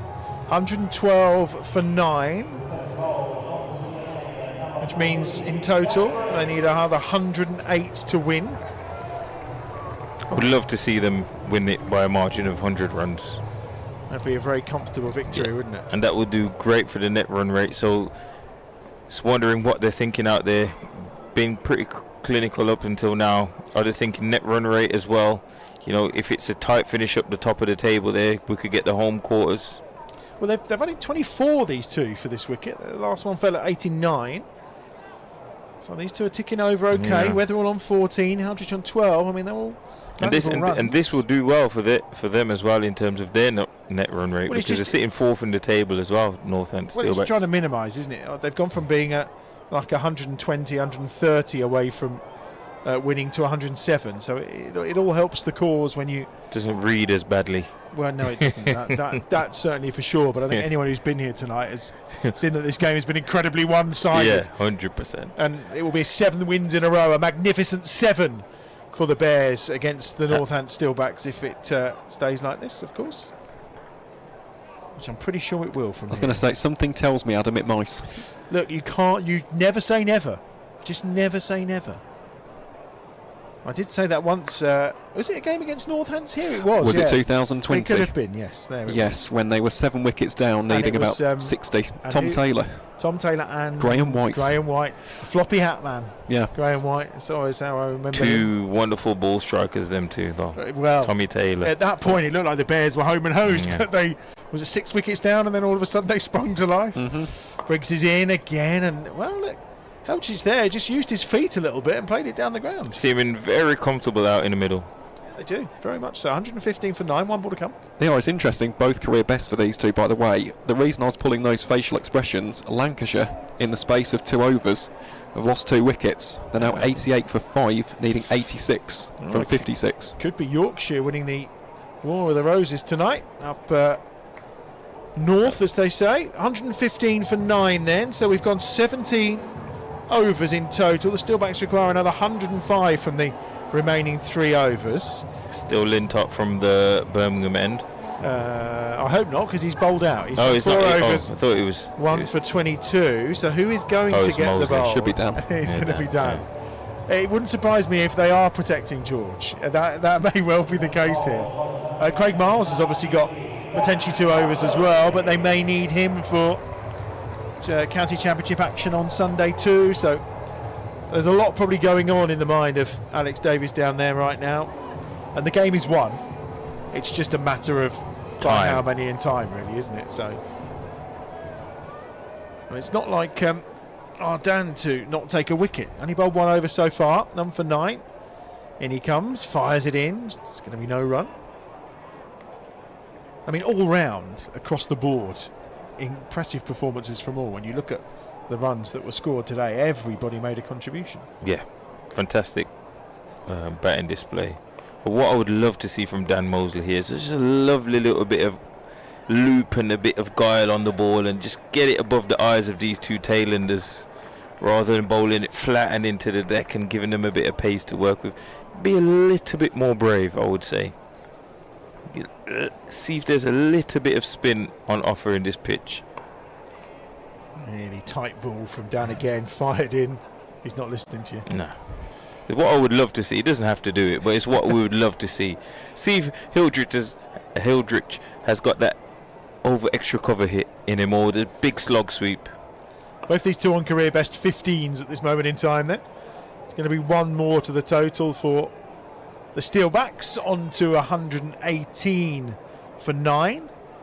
Remember, when we do lose that last wicket or we reach the end of those 20 overs, Artif will be with Marie in the studio, and they'll be joined by today's Talbot's player of the match, depending on how voting has gone. It could be quite a tight one between Barnard and Bethell, who knows. Marie makes a really good case for Ed Barnard, given coming into the team, his contribution at the top of the order, and those 2 catches that potentially could win matches for the Bears, as they say. And that skewed back, and just for a moment I thought it may travel a little further.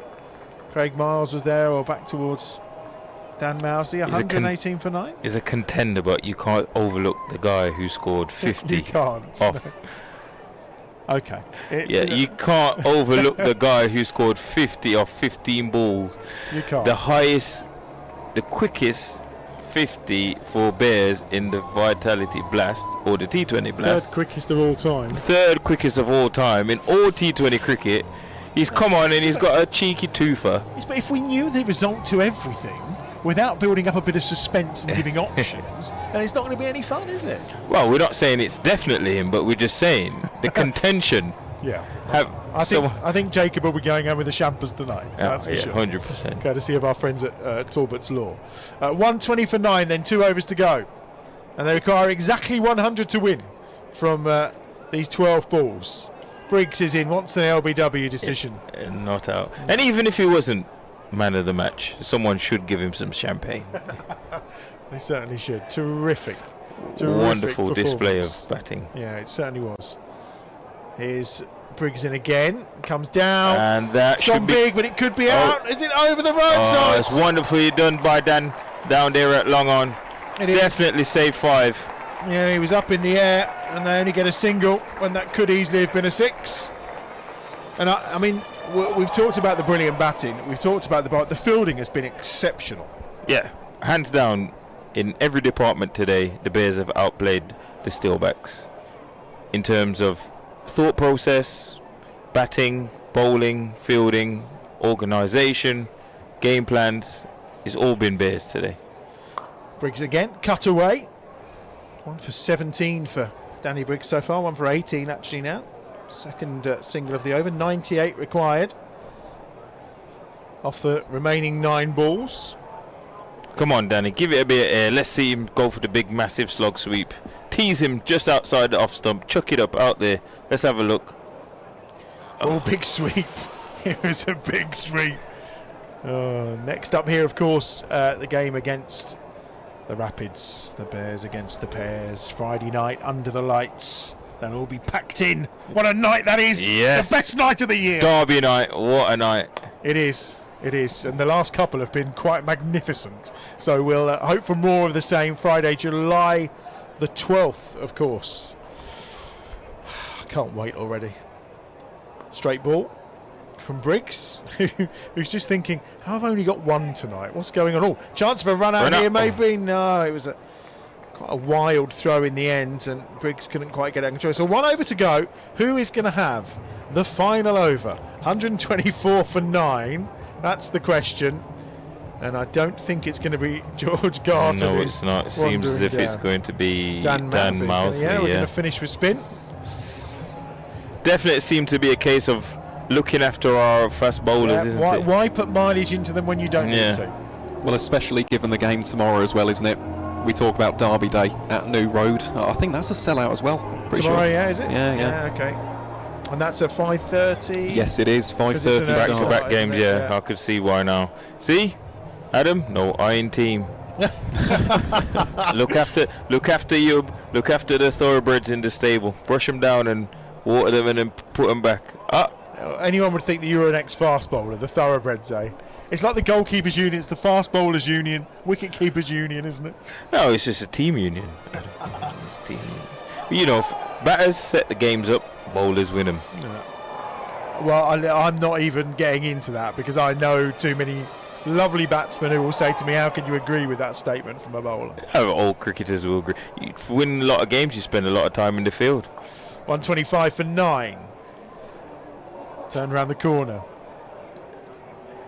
One more to the total. Like today, Jacobs batted really well, set the game up, and the boys have bowled fantastically well on the pitch. And I mean, if you're Worcester tonight watching this, you're thinking, oh blimey, we've got a game on our hands tomorrow. I'll probably be hoping if Gleeson it's something major, so he doesn't play against me tomorrow.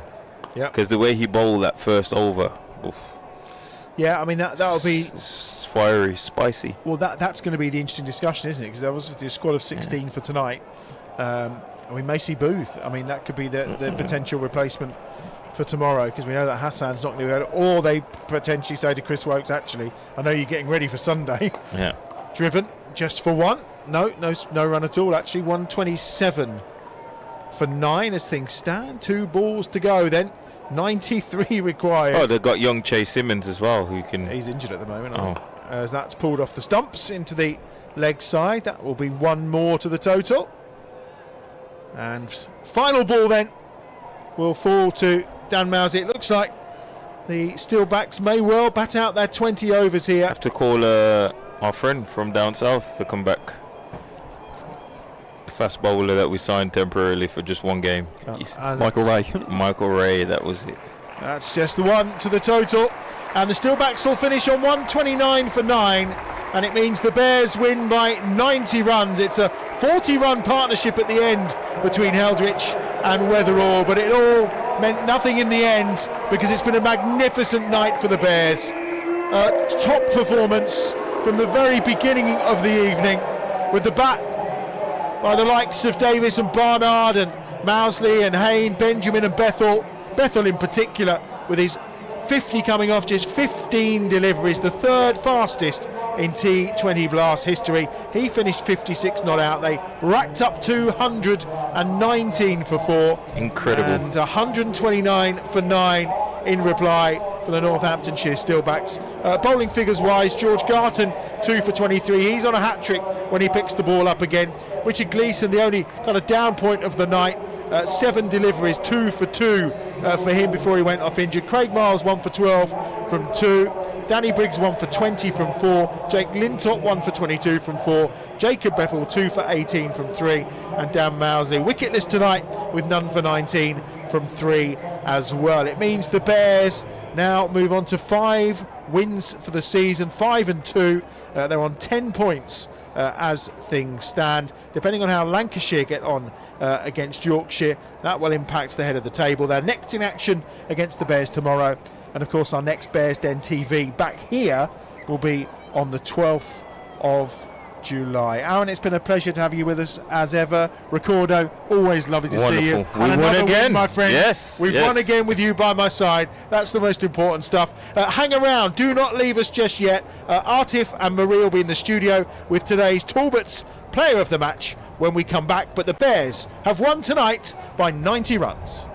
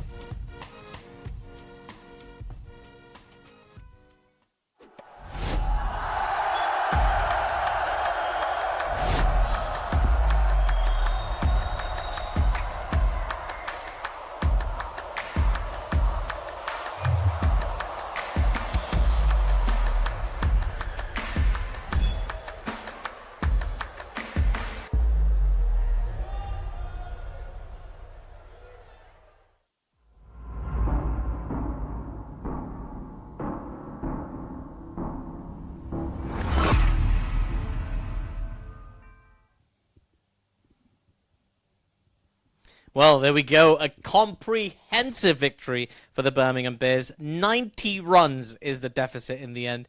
Northamptonshire completely blown away by the Birmingham Bears. They did manage to bat out their 20 overs, but even so, I think we can say that's a very strong statement of intent. Marie Kelly alongside me. Marie, I mean, that was about as impressive as you can ask for from the Birmingham Bears. Yeah, they were just so energetic right from ball one. I think Barnard set the tone fantastically.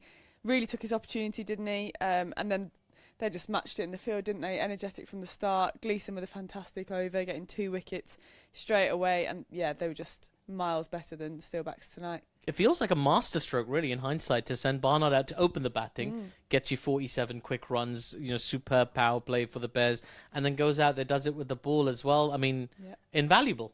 I think if you're the coach there, you're thinking stroke of genius and you're taking the plaudits for that. But yeah, I think with the lineup that the Bears have got at the minute, just having Barnard say, go on, go for it, have a free licence to go and get us off to a great start, and then chucking in the ball as well. I think he's shown how adaptable he's been. He probably didn't expect to bowl that early in the game as well, but with Gleeson struggling with whatever niggle it may be, he's come on and he's shone straight away. So, and then those 2 catches in the field as well. Really stamping his authority at short extra cover, and he's going to be raising a few questions whether for his selection for the next few games. Well, this is it, right? This is it. I mean, I know Rob Yates was ill, so hopefully he'll be feeling better soon. Looking forward to seeing in action soon, Rob. But now you got a little bit of a bit of Lego to play, a little bit of Jenga to play with your team. But I mean, let's look at some of those performances because it was really impressive. And with the ball, Warwickshire, the Birmingham Bears, sorry, first class habit, they used 8 bowlers, right? I mean, we talked about obviously the injury to Gleeson. Yeah, from what I gather, it's not a serious injury. We'll find out a little bit more, but it was more a precautionary measure. I think the smart thing to do, obviously, when you've got the game pretty much in hand, absolutely, to just spread it out to the bowlers. But that's a lot of bowling resource that the Bears have. 8 bowlers, all of whom bowled brilliantly, I'm going to say. Yeah, absolutely, and I think you could see that they were all just getting a bit of match practice as well. I think it's great when you're in that sort of driving seat to just share the load a little bit and give everybody a go and get them ready for the next few games and hopefully a quarterfinals. Yeah, we're going to have Talbot's player of the match join us in a moment. He's welcome to just come on down. We're going to keep everybody in suspense for a moment, but come on down. Please do come in and join us. Don't worry about breaking the cameras. Okay. Nice there we to go. See you. Okay. Absolutely fantastic. Must be flying right now. Like, you must be over the moon, surely. Yeah, very happy. Yeah, it's a bit weird. It doesn't happen too often, so yeah, it was cool. It was very cool. Well, that final over was something extraordinary. Like, just talk us through your mindset when that was going down. To be honest, like, the game's laid out for you there. Like, there's only one way you're going when the situation's like that. So it's almost quite nice. Like, there's only one option you really take, and you go in full gas. And today just so happened to be one of them days that everything hit the middle of the bat, and it both seemed to have a little bit of like a cushion in it for me, and kept flying further than I thought it would. But yeah, it was good fun. I mean, did you go into that last over thinking there's a half century for the taking here for me? I'm looking good. I remember you were on 37 at the top of that 20th over, and then you come in. I think you play a shot, you get off strike, and you're back on strike. You got 3 balls to do it. It has to be 2 sixes or a 4, and then you just spank 3 massive sixes on the bounce. Just talk us through what was like in your mind? Were you just hyper focused, or were you thinking it would be nice to get that half century? To be honest, I couldn't tell you what I was on. Like, Collis is there listing off everything. 56. He's telling me how much I scored and how many balls I faced. Like, I couldn't tell. I was just watching the ball. I was telling myself to watch the ball and not swing too hard and try and time it. So it came off, and thankfully I hit. I don't even know how many sixes, but a few. Yeah, I mean, there were 3 in a row. We can remember that much for sure, at least. In the last one. I mean, you'd be annoyed if you didn't get the player of the match after that, really, because I mean, there were a few contenders. You guys used 8 bowlers today as well. Yeah. How's Gleeson feeling? I haven't spoken to him actually. I literally just came off the field and came straight up here. Hopefully he's all right. Hopefully it's one of them things that he's caught it early, and obviously we've got a bit of a break after tomorrow in the T20 stuff. So hopefully he'll be back strong for the next block.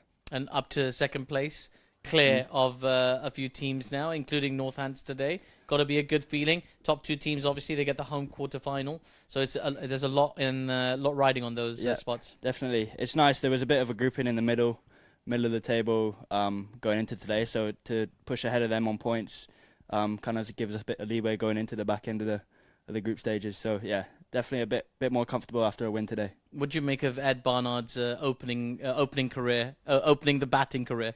To be honest, it's one of them things that you just you don't know it's going to happen, but he's like a Bear through and through. He does all the right things, and for him to get that opportunity and just show what he can do up the top of the order was unreal. And all of us backed him to do it. It was a shame he couldn't quite get the half century, but yeah, he's done a good job for us, and I'm sure he'll do a good job for us in the games coming. Yeah, it's exciting times, and you got to be pleased with your own form as well. Like, how do you celebrate? Like, obviously a big win, 90-run win, 15-ball half century, sixes all over the place. What does Jake Bethell do after a win like this?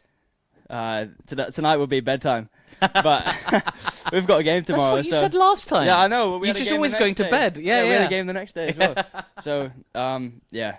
We've got a hectic couple of weeks coming up with a game tomorrow, and then a 4-day game starting in a couple of days. So it'll be bedtime for me. I mean, I don't know if I'll do that after every game, but definitely this one. No, absolutely. I think you've earned a good kip after that. It was a superb performance. You know, I've got 2 players who've got great runs on that pitch. Good surface, huh? Like yesterday, Marie got herself 89 not out. You got yourself 56. I mean, Gary Barwell's the real hero here, if you ask me, head of turf management here at Edgbaston. But it's a great wicket, isn't it? It is. And especially, what's that now, the 4th game that's been played on it? Yeah. You guys have played a couple, and then we played a couple. So, yeah, to be holding together and coming onto the bat that well after four uses is testament to Gary. Well, listen, it was just a joy to watch. I was standing with Recorder Gordon and I sitting over there just watching you hit the sixes, and every time, because our angle slightly elevated, so we're looking at it go up, and they were like, oh no, oh wow, actually it's got a lot more on it than you think it does, and it just travels. It really was a scintillating lock, so really well done, Jake. And long may your form continue. Thank you Absolutely brilliant. Well, my thanks to everybody that's been a part of our broadcast today, to Adam Bridge, to Recorder Gordon, Jake Bethell, player of the match, player of the match from yesterday for the Blaze, not the Sparks, but even so, we still like her, Marie Kelly, and of course me, Atif Nawaz. What a day for the Bears. A 90-run win over the Steelbacks. We'll be back in just over a couple of weeks' time for more T20 Blast action here at Edgbaston. Until then, from Bears Den TV, good night, everybody.